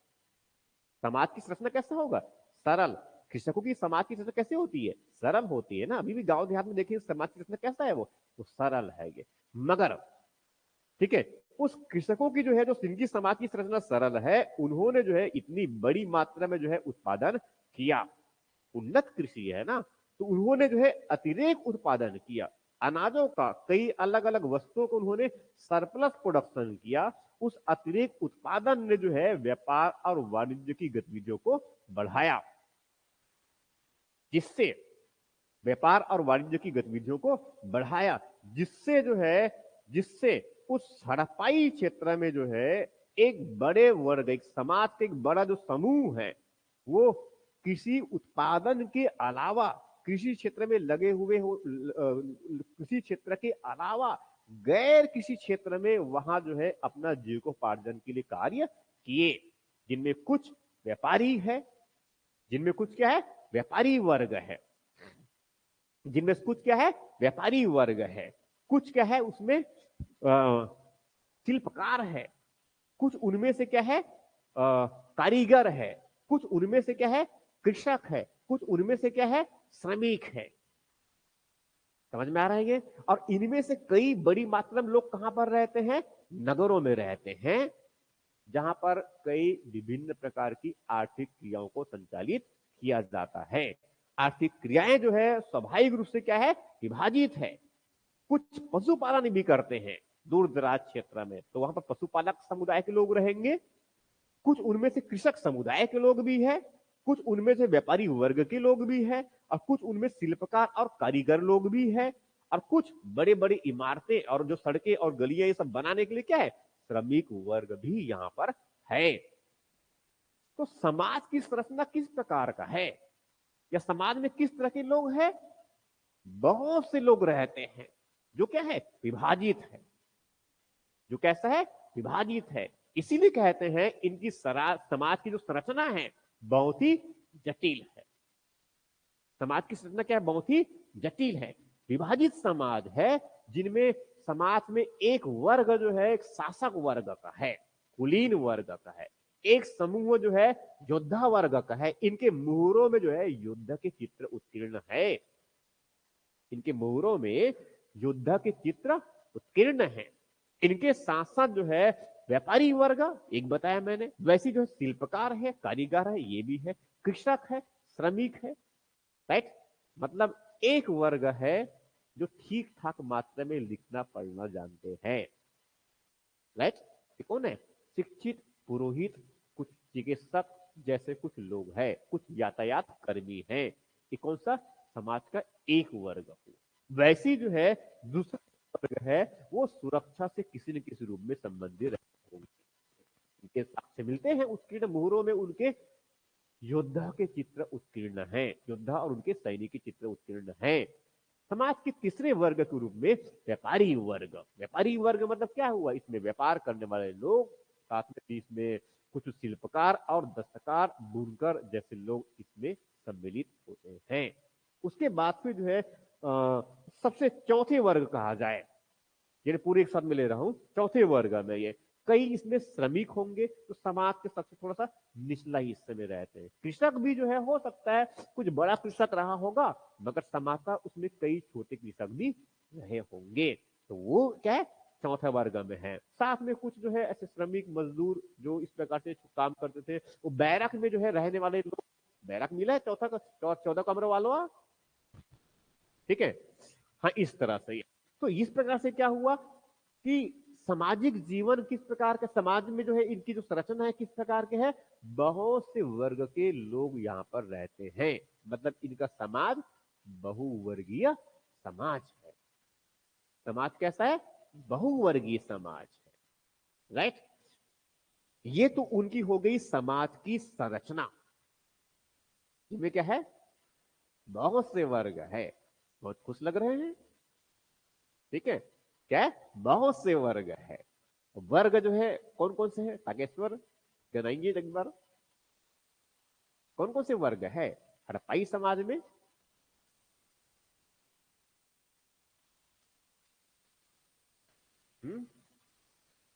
ऐसे पूछ करके मैं जो है आपके सम्मान में कमी कर दूंगा जब बात करते रहेंगे और हंसे मुस्कुराएंगे, तो फिर नहीं समझ में आएगा ना, जबकि उसको मैं कितनी बार बताया वो भी है, ठीक है। हम्म। अच्छा, ये भी याद किया, सबसे लास्ट वाले को याद किए, सबसे लास्ट वाले को याद किए हैं। अब चलो आप बताइए गौरव। देखो ये तरीका हुआ ना बताने का, ये शासक वर्ग है ये बता दिए, योद्धा वर्ग है ये बता दीजिए, व्यापारी वर्ग है ये बता दीजिए, शिल्पकार है ये बता दीजिए, कारीगर है ये बता दीजिए, कृषक है ये बता दीजिए, श्रमिक है ये बता दीजिए। अब याद आया? हाँ, बस समस्या है कि जब पूछो उस समय याद नहीं आता है, और वो भी पढ़ाने वाला जो है बिल्कुल तरीके से पढ़ा रहा हो, तो उस समय तो ऐसे भी जो है कॉन्फिडेंस का स्तर जो है थोड़ा सा नीचे हो जाता है ना, ठीक है। तो देखो याद रखो, एक्चुअल में वो मैं जितनी बातें कह रहा हूँ मुझे मालूम है कि अगर इसको थोड़ा ध्यान से अगर समझेंगे ना तो आपको याद हो जाएगा, ठीक है। अभी तो ऐसे भी इसमें जो लेक्चर है वो यूट्यूब में, अपने यूट्यूब बोलते हैं इसमें ऐप में जाकर के भी पूरे फुल्ली रिपीट भी देख सकते हैं, ये फायदा उठाइए उसका, ठीक है। सोते सोते देखिए, आराम से सुनते रहिए, यही है ना ये, ठीक है। तो कहने का मतलब ये कि आप इनको बातों को समझिए, क्योंकि अगर इस तरह के आपके जो है लेखन में अगर इस प्रकार की उत्कृष्टता रहेगा तो लिख देख चेक करने वाला बहुत आसानी से समझ में आ जाएगा कि बहुत ठीक ठाक समझ करके जो है लिख रहा होगा। भले ही अलग बात है कि उनको हम रट्टे मार करके कुछ समझ करके बस लिख रहे हैं, बाकी तो हमने किताब पढ़ाई ही नहीं है। समझ में आ रहा है जो कह रहा हूं मैं ये, ठीक है। क्योंकि मैं जितनी बातों को समझाने का प्रयास कर रहा हूँ इनको बहुत ठीक ठाक समझ करके जो है आप समझिए, ठीक है। इतनी बातें अगर समझ में आ रहा है तो बहुत कुछ हो जाता है। तो मैंने अभी सिर्फ क्या बताया इसमें, उनकी समाज की, इनकी समाज की संरचना के बारे में बताया मैंने, इनकी समाज की क्या है? संरचना के बारे में। और इसमें क्या बताया मैंने? बहुवर्गीय समाज है ये। कैसा समाज है? बहुवर्गीय समाज है, जिसमें कई अलग अलग वर्ग के लोग रहते हैं, कई अलग अलग वर्ग, कई वर्ग के लोग यहां पर रहते हैं, रहते हैं। अब अलग अलग वर्ग के लोगों नाम बता दो, ये काउंट करके 6-7 तो बता ही दिया मैंने इसमें। अब सामाजिक जीवन की बात करेंगे तो वर्तमान में तो जिस प्रकार का सामाजिक जीवन है वैसा हड़प्पाई लोगों का था नहीं, ठीक है। मगर हाँ, उनकी जीवन में जो है उत्कृष्टता का एक अच्छा खासा स्तर है जो वर्तमान में भी नहीं है, यही है ना, ठीक है। तो एक तो उनकी जो है समाज की जो है सामाजिक जीवन की उनकी गुणवत्ता, दूसरी बात तो जो लिखेंगे इसमें उसमें जो है उनकी जीवन की गुणवत्ता,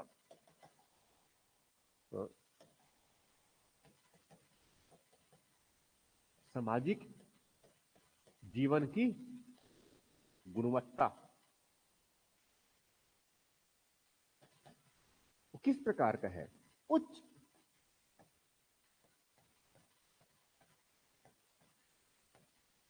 उच्च जीवन स्तर।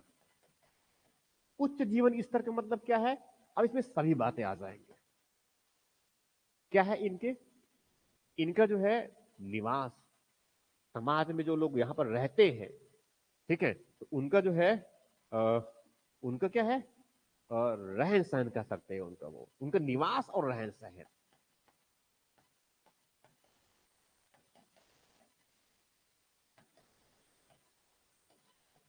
एक ही बातें हुआ वो, तो निवास और रहन, निवास एवं रहन सहन कैसा है। अब देखो जितनी बातें बता रहा हूं मैं लगभग उनको इस प्रकार से बताने के प्रयास करो, काफी सारी बातें सुन लोगे, पढ़ लिखे होंगे ना, ठीक है। रहन सहन, उनकी निवास कैसा है, ये बहुत अच्छे अच्छे मकान में रहते हैं। इनके मकान जो है बहुत ही व्यवस्थित जगह से बना, व्यवस्थित जगह पर भी बना हुआ है, और साथ में मकान जो बनाने के जो तरीके हैं उसमें काफी, उसमें उत्कृष्टता है। मकान बनाने के जो जो तरीके हैं उनमें उत्कृष्टता है। भवन जो है बहुत उत्कृष्ट प्रकार से बनाए गए हैं, इनके भवन बहुत ही उत्कृष्ट तरीके से बनाए गए हैं। उत्कृष्ट तरीके का मतलब क्या हुआ कि जो भवन है वो सड़क की तरफ उनके खिड़कियां और दरवाजे नहीं खुलते हैं, ये इतने सभ्य है, शांति प्रिय है। क्या सभ्य और क्या है, शांति प्रिय है, कि सड़कों में जो है जो आने जाने लोगों के जो है शोरगुल है उससे भी जो है अपने बचाव चाहते हैं। समझ में आ रहा जो है, स्वच्छता इनकी जीवन की एक बुनियादी आवश्यकता है। स्वच्छता, और स्वाभाविक है जब स्वच्छता को इतना अधिक महत्व दिया है तो स्वाभाविक रूप से जो है वो अपने स्वास्थ्य को भी जो है लेकर बहुत अच्छा खासा सजग रहा होगा। तो मान लगा सकते हैं हम ये, ठीक, क्योंकि यहाँ पर शौचालय की अलग व्यवस्था है, उसके रसोई की अलग व्यवस्था है, स्नानागार अलग व्यवस्था है, साथ में जो है गंदे पानी ऊपर वाले छत से भी, वहां से पाइप, मिट्टी के पाइप से नीचे उतारता है पहले, उसके बाद बस नीचे जो है और छोटी पतली नाली बना करके जो है नरमोहे, और वहां से फिर गली की नाली, और वहां से फिर जो है उस सड़क वाले नाला, और उसके बाद फिर, समझ में आ रहा है ये, इस प्रकार की व्यवस्था है ये। तो समाज का क्या है, स्वरूप कैसा है, बहुत ही व्यवस्थित, जीवन जीने की व्यवस्था कैसा है, जीवन का जो स्तर कैसा है इनका, बहुत ही उत्कृष्ट स्तर में है। जीवन का जो स्तर कैसा है, बहुत ही उत्कृष्ट है। उनकी रहन सहन, और समझ सकते हैं कितनी जो है व्यवस्थित इनकी जीवन रहा होगा। इनका जीवन कैसा रहा है, बहुत ही व्यवस्थित रहा होगा, राइट। मतलब इनके जो है एक अनुशासित जीवन रहा होगा, क्योंकि इनको किसी और जो है समस्याओं का जो है, जो रूटीन में जो समस्याएं, जो सामान्य समस्याएं जो है आम जनता जिनका सामना करता है, ऐसी प्रतीत नहीं होता कि इस प्रकार कोई समस्या रहा होगा। उनके घर में जो है लगभग जो है बुनियादी आवश्यकताओं की जो है जीवन के लिए जो पड़ती है, लगभग सही बातें हैं, क्योंकि खाद्यान्न तो है ही, सरप्लस प्रोडक्शन है अनाज का। दूसरा, रहने के लिए बहुत सुरक्षित मकान भी बने हुए हैं, पीने की पानी की व्यवस्था है ठीक ठाक मात्रा में ये, ठीक है। वो कुएं की खुदाई इसलिए किया गया क्योंकि दूर दराज क्षेत्र में अगर जाएंगे, ठीक है, नदी से अगर दूर जाएंगे तो वहां पर वो क्षेत्र कैसा है, मरुस्थली होते जा रहा है। कैसा है, मरुस्थली है, वो लवणी क्षेत्र में है। अभी वर्तमान में अगर देखेंगे इस पूरे क्षेत्र को अगर देखे तो इधर गुजरात देख लीजिए, राजस्थान देख लीजिए, और साथ में थोड़ा सा अगर पंजाब क्षेत्र में देखेंगे और उस तरफ पाकिस्तान वाले क्षेत्र में देखेंगे तो बहुत बड़ा क्षेत्र किसमें, लवणीय क्षेत्र में है। हड़प्पाई क्षेत्र कैसे है, वो लवणी क्षेत्र में है। लवणी क्षेत्र समझ में आ रहे हैं, उस क्षेत्र में लवणता की मात्रा, नमक की मात्रा क्या है, ज्यादा है। ठीक है, तो वर्तमान में तो स्थल ऐसे सब मिले हुए ना, तो लवणी क्षेत्र पहले भी तो रहा होगा। तो स्वाभाविक है वो नदी से ज्यादा दूर अपने घर वो नदी से दूर अपना घर जो है नदी से ज्यादा दूरी पर वो अधिक ज्यादा दूरी पर वो बना नहीं सकते थे।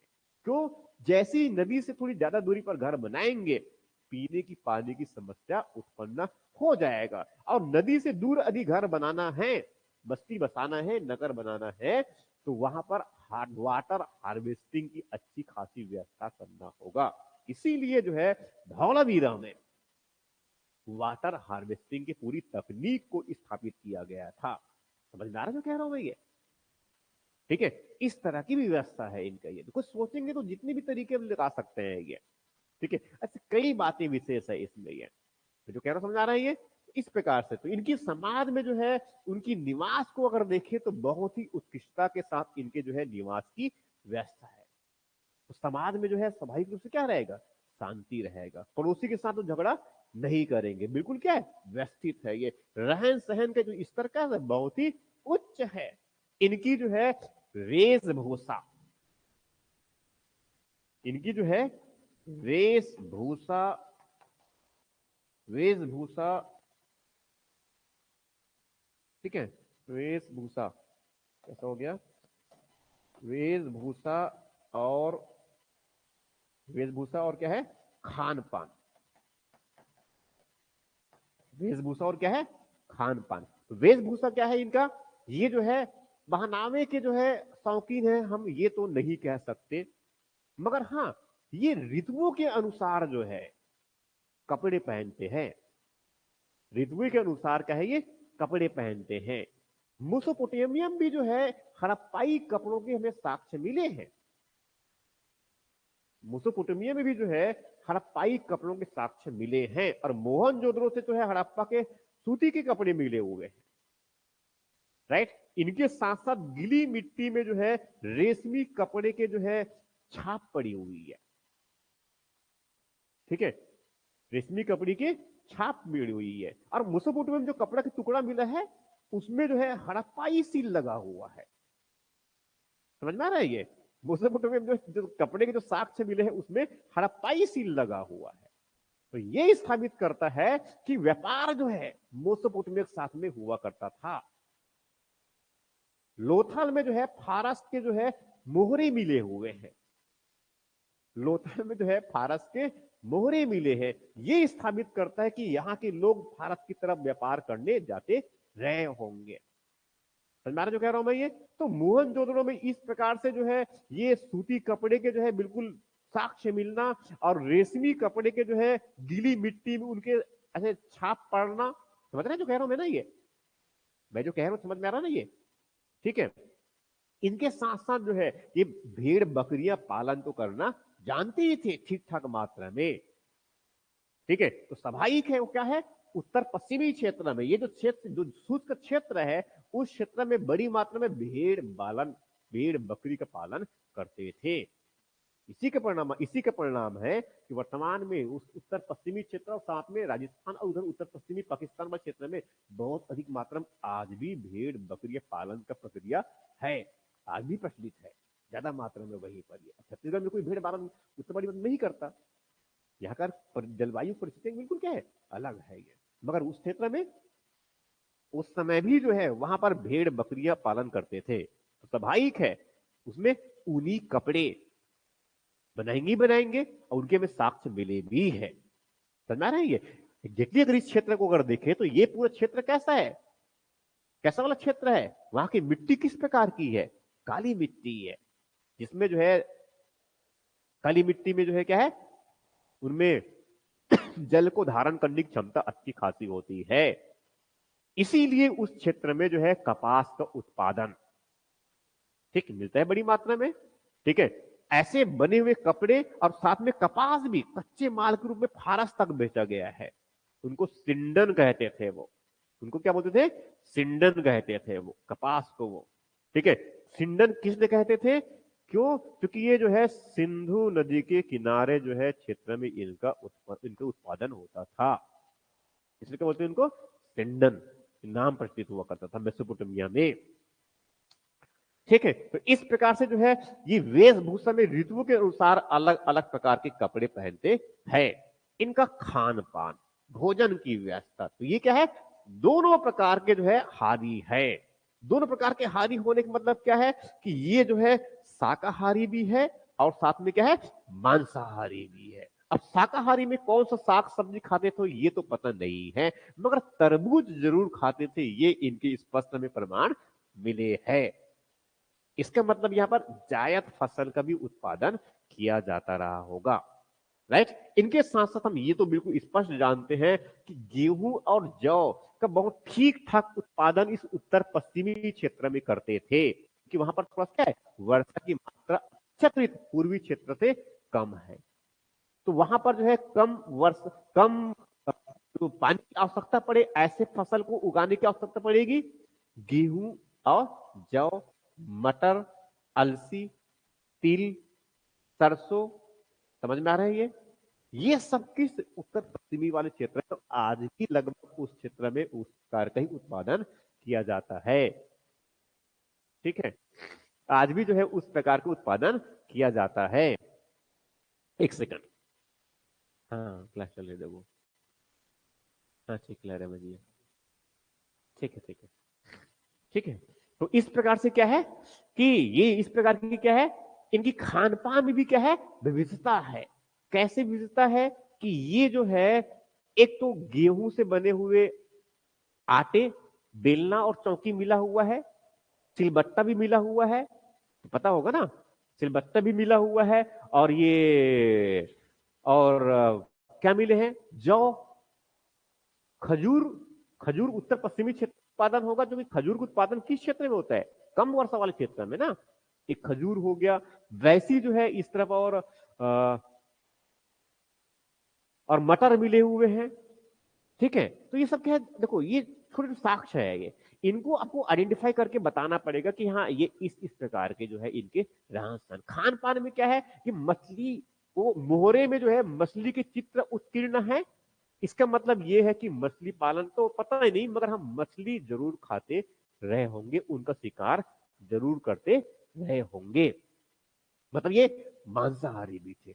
सुअर पालन करते थे, इनके हमें साक्ष्य प्राप्त हुए हैं, सुअर के साक्ष्य है। ठीक है, मगर हाँ सुअर खाते थे कि नहीं खाते थे, ये बम्बे इसको स्पष्टता नहीं। समझ में आ रहा है जो कह रहा हूं मैं? ये तो खान पान और वेशभूषा दोनों में किस प्रकार की स्थिति है, विविधता बहुत है। ये जलवायु के अनुरूप जो है इनकी जो है खान पान और रहन सहन है। तो भाई के जलवायु ने बहुत बड़ी मात्रा में क्या है, इस पूरे चीजों को कौन प्रभावित करेगा, कौन प्रभावित करेगा, ये जलवायु की है। ठीक, इनके साथ साथ जो है समाज में, इनकी जो समाज है, अब मुख्य बात यही है एक्चुअल में, बहुत कुछ इसमें नहीं बता सकते क्योंकि ज्यादा बताने के लिए हमें कुछ साक्ष्य है ही नहीं है। ठीक, अब इनकी जो समाज है, तो समाज में किस प्रकार का, समाज में जो है क्या है, बहुत से अलग अलग वर्ग के, कुछ इसमें क्या है जो बड़े ऊंचे दुर्ग वाले क्षेत्र में रहते हैं, इनका जो सामाजिक जीवन है, जो ऊंचे क्षेत्र में रहते हैं, वो कैसे हो गए, ये ऊंचे क्षेत्र में रहते हैं मतलब क्या है, समाज का ये उच्च वर्ग है। तो समाज में जो है एक उच्च वर्ग भी है, मतलब समाज में क्या है, समाज में जो है असमानता, समाज में जो है समानता के साथ असमानता के तत्व भी मौजूद है। ठीक, समानता के तत्व मतलब क्या हुआ, समानता है यहां पर, समानता मतलब क्या हुआ कि लगभग सबके जो है मकान और भवन लगभग क्या है, उनको मकान और भवन की व्यवस्था है, ये व्यवस्था है ये। सभी जो है जो सार्वजनिक स्थल जो है, सड़कें हैं, गलियां, उनका समान रूप से प्रयोग करते हैं। ऐसा कोई जो है रुकावट या इस प्रकार कोई व्यवस्था प्रतीत, जानकारी प्रतीत, साक्ष्य प्रतीत नहीं होता। राइट। मगर यहां भी बिल्कुल स्पष्ट है कि उनकी समाज में जो है असमानता है। क्यों? क्योंकि इनके जो मकान बने हुए हैं, कुछ तो ऊंचे टीले में बने हुए हैं, कुछ ऊंचे टीले में बने हैं, और कुछ जो है नीचे टीले में बने हुए हैं। इनके भवन है। राइट। कुछ इनके जो है मकान एक कमरे वाले, कुछ दो या अधिक कमरे वाले। इसका मतलब ये इसमें कुछ अमीर वर्ग रहा होगा और कुछ क्या है, गरीब रहा होगा। समझ में आ रहा जो कह रहा हूं मैं? ये देखो, इस तरह की बातों को इस प्रकार से आपको आइडेंटिफाई करना है। ठीक है। मकान जो है एक कमरे या दो कमरे या उससे अधिक, एक मंजिला, दो मंजिला या उससे अधिक। तो ये क्या है, असमानता को जो है असमानता को इंडिकेट करता है। ये बताता है कि वहां असमानता कुछ तत्व रहे होंगे। राइट। इनमें इनमें जो है इनमें जो है महिलाओं की स्थिति की अगर बात करें पर्टिकुलरली, अब मैं किसकी बात कर रहा हूं? इनमें महिलाओं की स्थिति।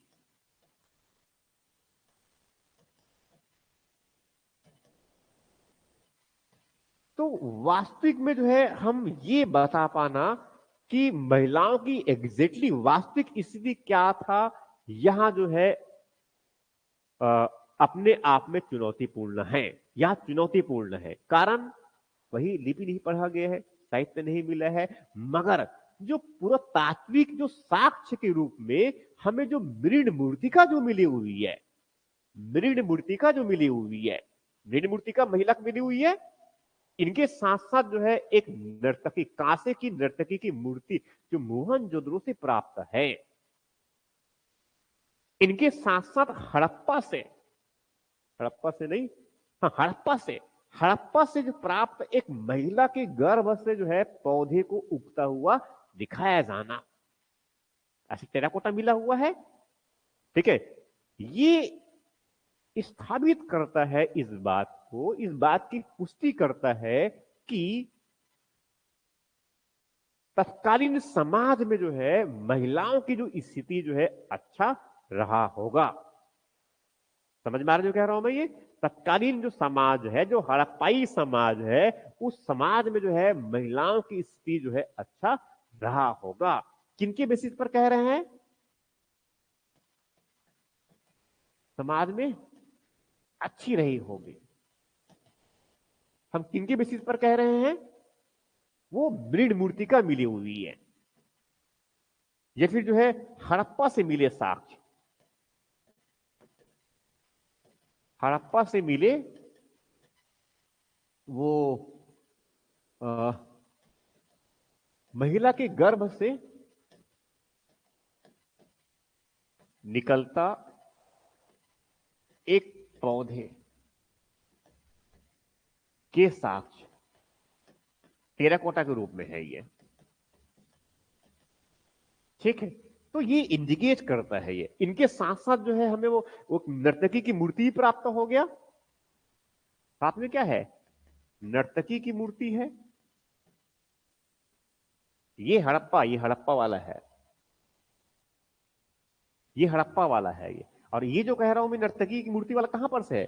कहां से? उधर मोहनजोदड़ो से मिला है नर्तकी की मूर्ति। इसको कांसे की कह देता हूं मैं, यहां पर लिख लीजिए, कांसे का नर्तकी की मूर्ति। और कांसे की नर्तकी की मूर्ति, तो ये स्थापित कर, कुछ इतिहासकारों का मानना है कि ये जो है इनके जो देवता हुआ करते थे, उनकी ये दासी हुआ करते थे, नर्तक, देवदासी। ठीक है। उसके बावजूद भी अगर देखें तो एक और अभी जो है नया नया जो है इस तरफ स्थान मिला हुआ है, वहां पर जो है एक महिला की जो है बहुत, उनकी जो समाधि है, उनके जो है जो समाधान है, उनको बहुत एक वृहद समाधान मिला हुआ है। अभी हाल ही में उनका उत्खनन किया जा रहा है, ठीक है। और उसमें जो है ऐसा प्रतीत होता है कि महिला बहुत ही महत्वपूर्ण रहे होंगे।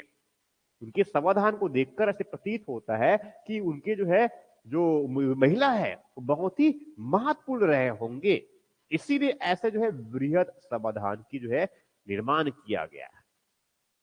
तो ये सब बातें कुछ ऐसे इंडिकेट करते हैं कि महिलाओं की स्थिति जो है अच्छी रही होगी। इनके साथ साथ जो है इनकी और भी कुछ बातें, जैसे कि जो है इसमें आभूषण, सौंदर्य प्रसाधन और आभूषण को बहुत विशेष महत्व दिया गया है।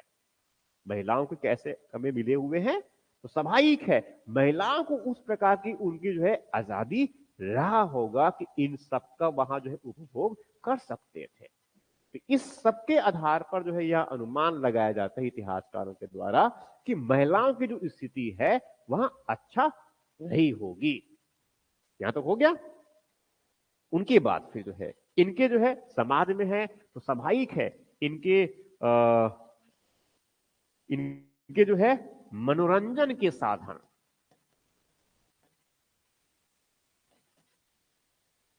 वर्तमान में मनोरंजन के कई साधन हैं, जानते हैं हम ये।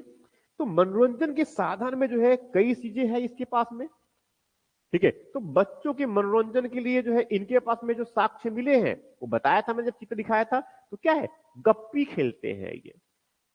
गप्पी, गप्पी नहीं जानते? पिट्ठुल, पिट्ठुल, राइट, हाँ, गप्पी बच्चों का मनोरंजन का साधन है।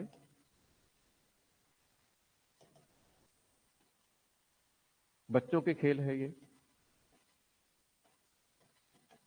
और क्या है, मुर्गे की लड़ाई है।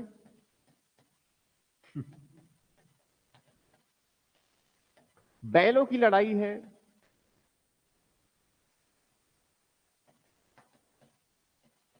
बैलों का दौड़, अभी नंदे बैल आएगा। और क्या है, वो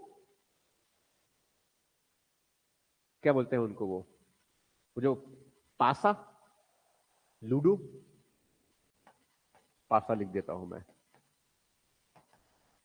ये सब क्या है, इनके लिए मनोरंजन के साधन है, आदि कर देता हूं मैं ये,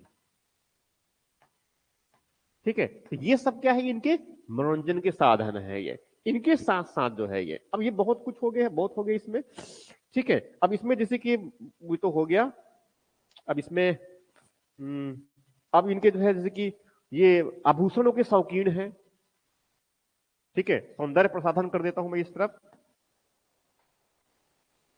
सौंदर्य प्रसाधन, ये हुआ ना। अब इसमें क्या क्या है, एक तो बड़ी मात्रा में इनके पास में क्या है, आभूषणों का प्रयोग करते हैं ये। अब आभूषण के प्रयोग मतलब क्या है, सोने के, चांदी, सोने चांदी तांबा, ठीक है, और कांसे, ठीक है। और साथ में जो है कुछ क्या है, वो लाजवर्ण मणि, ठीक है। ये सब उनके प्रयोग करते हैं। लिपस्टिक उनके साक्ष्य मिले हैं। चूड़ियां तो काले रंग की भी चूड़ियां, समझा रहे ना, ये काले रंग की चूड़ियां, और केवल काले रंग की चूड़ियां नहीं, जो खनकते हैं ऐसा वाला, वो जो है चांदी के जो है ऐसा घुमावदार वाला चूड़ियां, जो ऐसे एक बाह में जो है नर्तकी की मूर्ति देखी है ना, ये ऐसे पूरे इस बाह में यहां से लेकर के यहां तक पूरी चूड़ियां ही चूड़ियां पहने हैं। जैसे वर्तमान में राजस्थान में वो झूमर नृत्य करते हैं, झूमर नृत्य ना वहां का, झूमर क्या है, हाँ झूमर, उसमें नाचते हुए जो पहनते हैं, सेम ही स्थिति उस प्रकार की है ये। तो स्वाभाविक है वो झूमर में वो राजस्थान महिलाएं जो है जो लंबे लंबे चूड़ियां जो पहनते हैं, उनका इतिहास कितने हजार वर्षों का है, 4,500-5,000 वर्षों का इतिहास है। समझ में आ रहा है ये, ठीक है। इनके साथ साथ जो है वो सिंदूर लगाया जाने वाला मेरी मूर्ति मिली हुई है, जिनमें सिंदूर और साथ में से जो है सिर को ढका हुआ, साथ में गले में पीले रंग का माला, चित्र में तीर्ण है वैसा है, चित्र नहीं, वो तो मूर्ति मिला हुआ है, मूर्ति है, मिट्टी की मूर्ति कोटा है वो, ठीक है। ये मिला है, मतलब वो मंगल सूत्र जैसे किसी माला का भी वहां पहनावा यहाँ पर है गले में ये। इनके साथ साथ जो है सिंदूर भी लगाया हुआ है, तो सिंदूर और ये मंगलसूत्र और हल्का सा सर ढकने की जो परंपरा है या इनका जो इतिहास है वो भी कितना, ये सिंधु घाटी सभ्यता की निरंतरता को इंडिकेट करता है। प्रश्न यदि पूछा गया कि सिंधु घाटी सभ्यता की निरंतरता को समझाइए, तो ये क्या है, निरंतरता है। ये उनकी क्या है, निरंतरता है। तो सिंधु घाटी सभ्यता हम जितनी बातें पढ़ रहे हैं ना, उनमें से अगर थोड़ी कोई भी बातें अगर यहाँ वर्तमान समाज में अगर है, हमारे जीवन में अगर है, तो वो जो है सिंधु घाटी सभ्यता की निरंतरता है। सिलबट्टे का प्रयोग अभी भी करते हैं हम, ये है। उन्हीं कपड़ों का प्रयोग अभी भी करते, ऋतुओं के अनुसार कपड़े हम अभी भी पहनते हैं। ये सब इनकी निरंतरता है। मछली का शिकार अभी भी करते हैं, सुअर का पालन अभी भी करते हैं, मुर्गों की लड़ाई अभी भी करवाते हैं। समझा रहे हैं? तो ये सब क्या है, ऐसे और भी जितने जितने बातें हो, तो मैंने एग्जाम्पल दिया कि आप ऐसा सोच सकेंगे। प्रश्न अगर से पूछा गया सिंधु घाटी सभ्यता की निरंतरता को आप समझाइए, तब ऐसा समझा देना है आपको। वो समझ में आ रहा है ये? ठीक। तो ये सब क्या हो गया उनकी सामाजिक जीवन के बारे में। ये तो एग्जैक्टली क्या क्या बताया मैंने इसमें। हाँ, इसमें थोड़ा सा और आगे मैं इसको ले दे रहा हूं मैं। इनकी सामाजिक जीवन में जो है, हालांकि वो दर्शन का हिस्सा है, धर्म दर्शन वाला हिस्सा है, उसको थोड़ा देर बाद में कर लेंगे हम लोग। तो एग्जैक्टली इसमें क्या क्या बताया मैंने, इनकी जो है सामाजिक जीवन। तो सामाजिक जीवन में एक तो पहले बताया मैंने कि समाज की जो संरचना है वो क्या है, बहुवर्गीय है।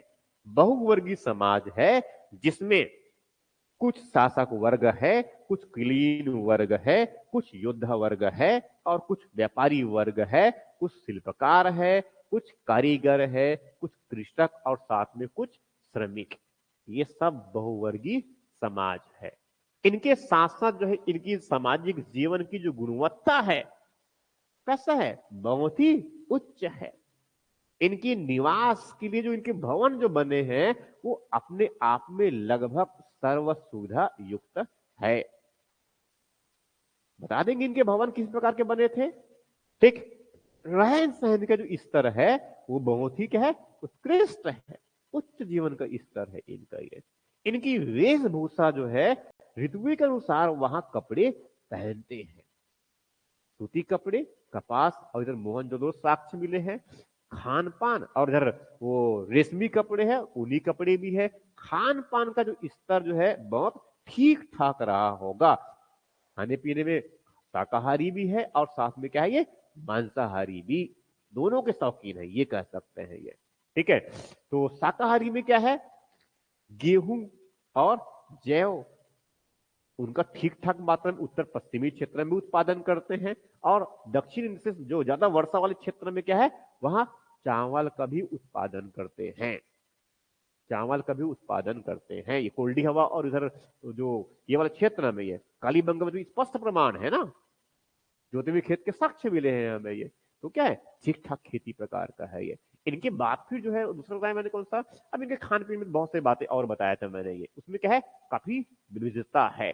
इनके बाद फिर जो है, और अगर देखे तो, और अगर देखे, अच्छा उल्टा हो गया है क्या,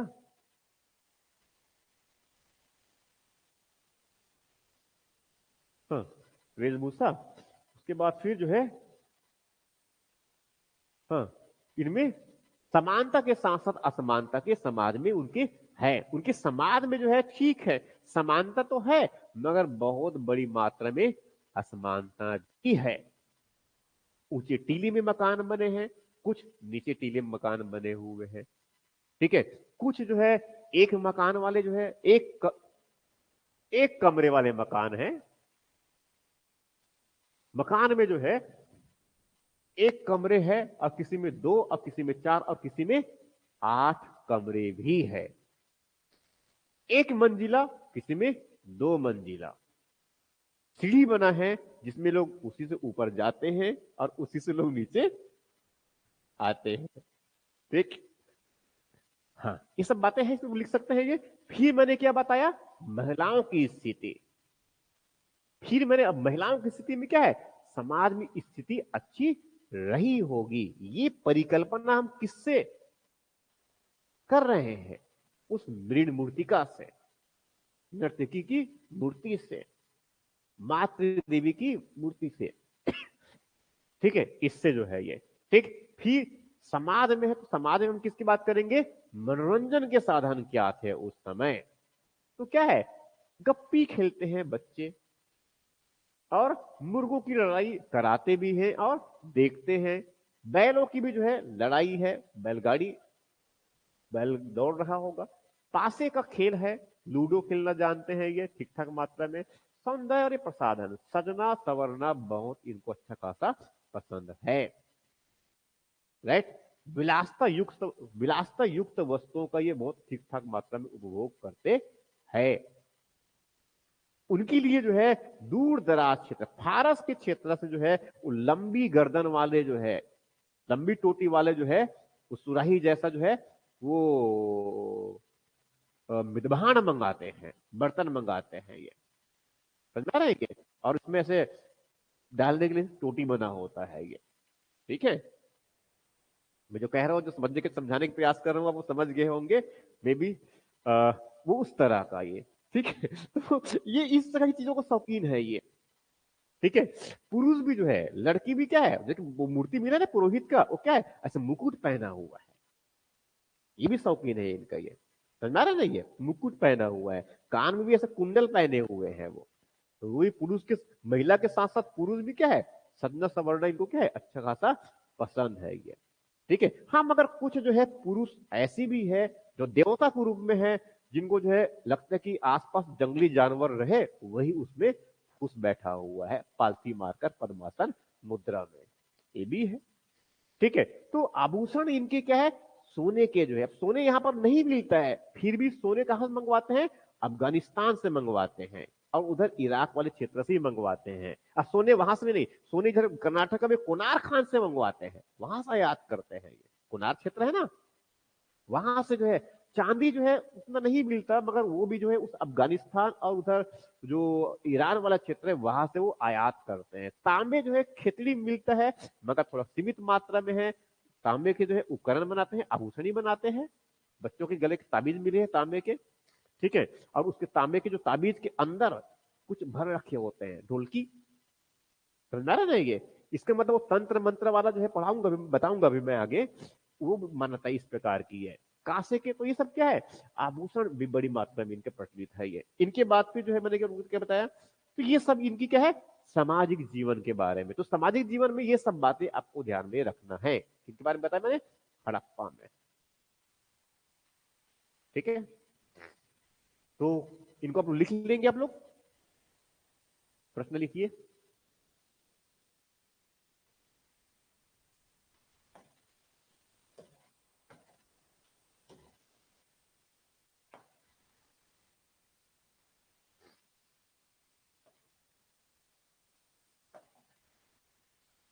हड़प्पा सभ्यता के लोगों के, हड़प्पा सभ्यता के, हड़प्पा सभ्यता की सामाजिक व्यवस्था के बारे में आप क्या जानते हैं।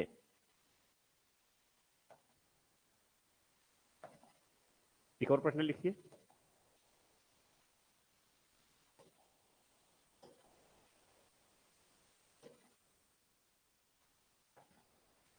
हड़प्पा सभ्यता के सामाजिक जीवन का विवरण प्रस्तुत करें, का विवरण प्रस्तुत करें, ठीक है, हो गया, ठीक। दो बातें बताया ना आज मैंने,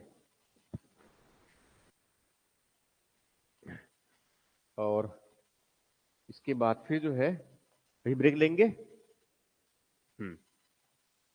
हाँ, क्लास हिस्ट्री पढ़ाना काफी सारा है ऐसे, कि ज्योग्राफी पढ़ेंगे कि मैं हिस्ट्री लूं अभी।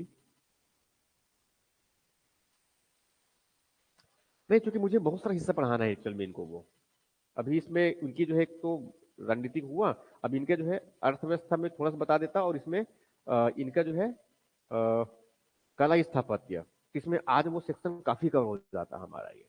तो मंडे को बस इसमें दो तीन बातें और बचा रहेगा, तो ज्यादा इंपॉर्टेंट है कहा जाए तो वो उनकी जो है स्वरूप, उनकी प्रकृति, एक ये, और बाकी पतन तो बहुत छोटा हिस्सा है इनका वो, समझ में आ रहा जो कह रहा हूं मैं ये? ठीक है, इनको तेजस तेजस खत्म कर देना है ना हमें ये, तब जाके हम वैदिक शुरुआत करेंगे, तो फिर अगले सैटरडे फिर टेस्ट लेंगे, 3 वाला पार्ट है वैसे ये। उसके पहले तक वैदिक हमें खत्म कर लेना है ये। समझ में आ रहा जो कह रहा हूं मैं? ठीक है, तो बाकी फिर जो है 5 7 10 मिनट में फिर लेते हैं वापस। ठीक। नहीं नहीं नहीं, कल नहीं, कल नहीं। और आगे जो है, जो कुछ सेक्शन बचा हुआ है ना आप लोगों का, कल तो संडे है ना, जो ज्योग्राफी का कुछ सेक्शन बचा हुआ है और जो पॉलिटी का सेक्शन जो बचा हुआ है, आप लोग जो नहीं किए हैं वो, ठीक है, तो वो जो है प्लान करते हैं हम टाइम, किसी न किसी टाइम को कवर करें वहां पर ये, तो जो सेक्शन बचा है वो भी हम उसको कवर कर लेंगे। समझ में आ रहा है जो कह रहा हूँ मैं ये? ठीक। बाकी फिर थोड़ी देर में और 10 मिनट के बाद ही फिर और कंटिन्यू करते हैं इनको।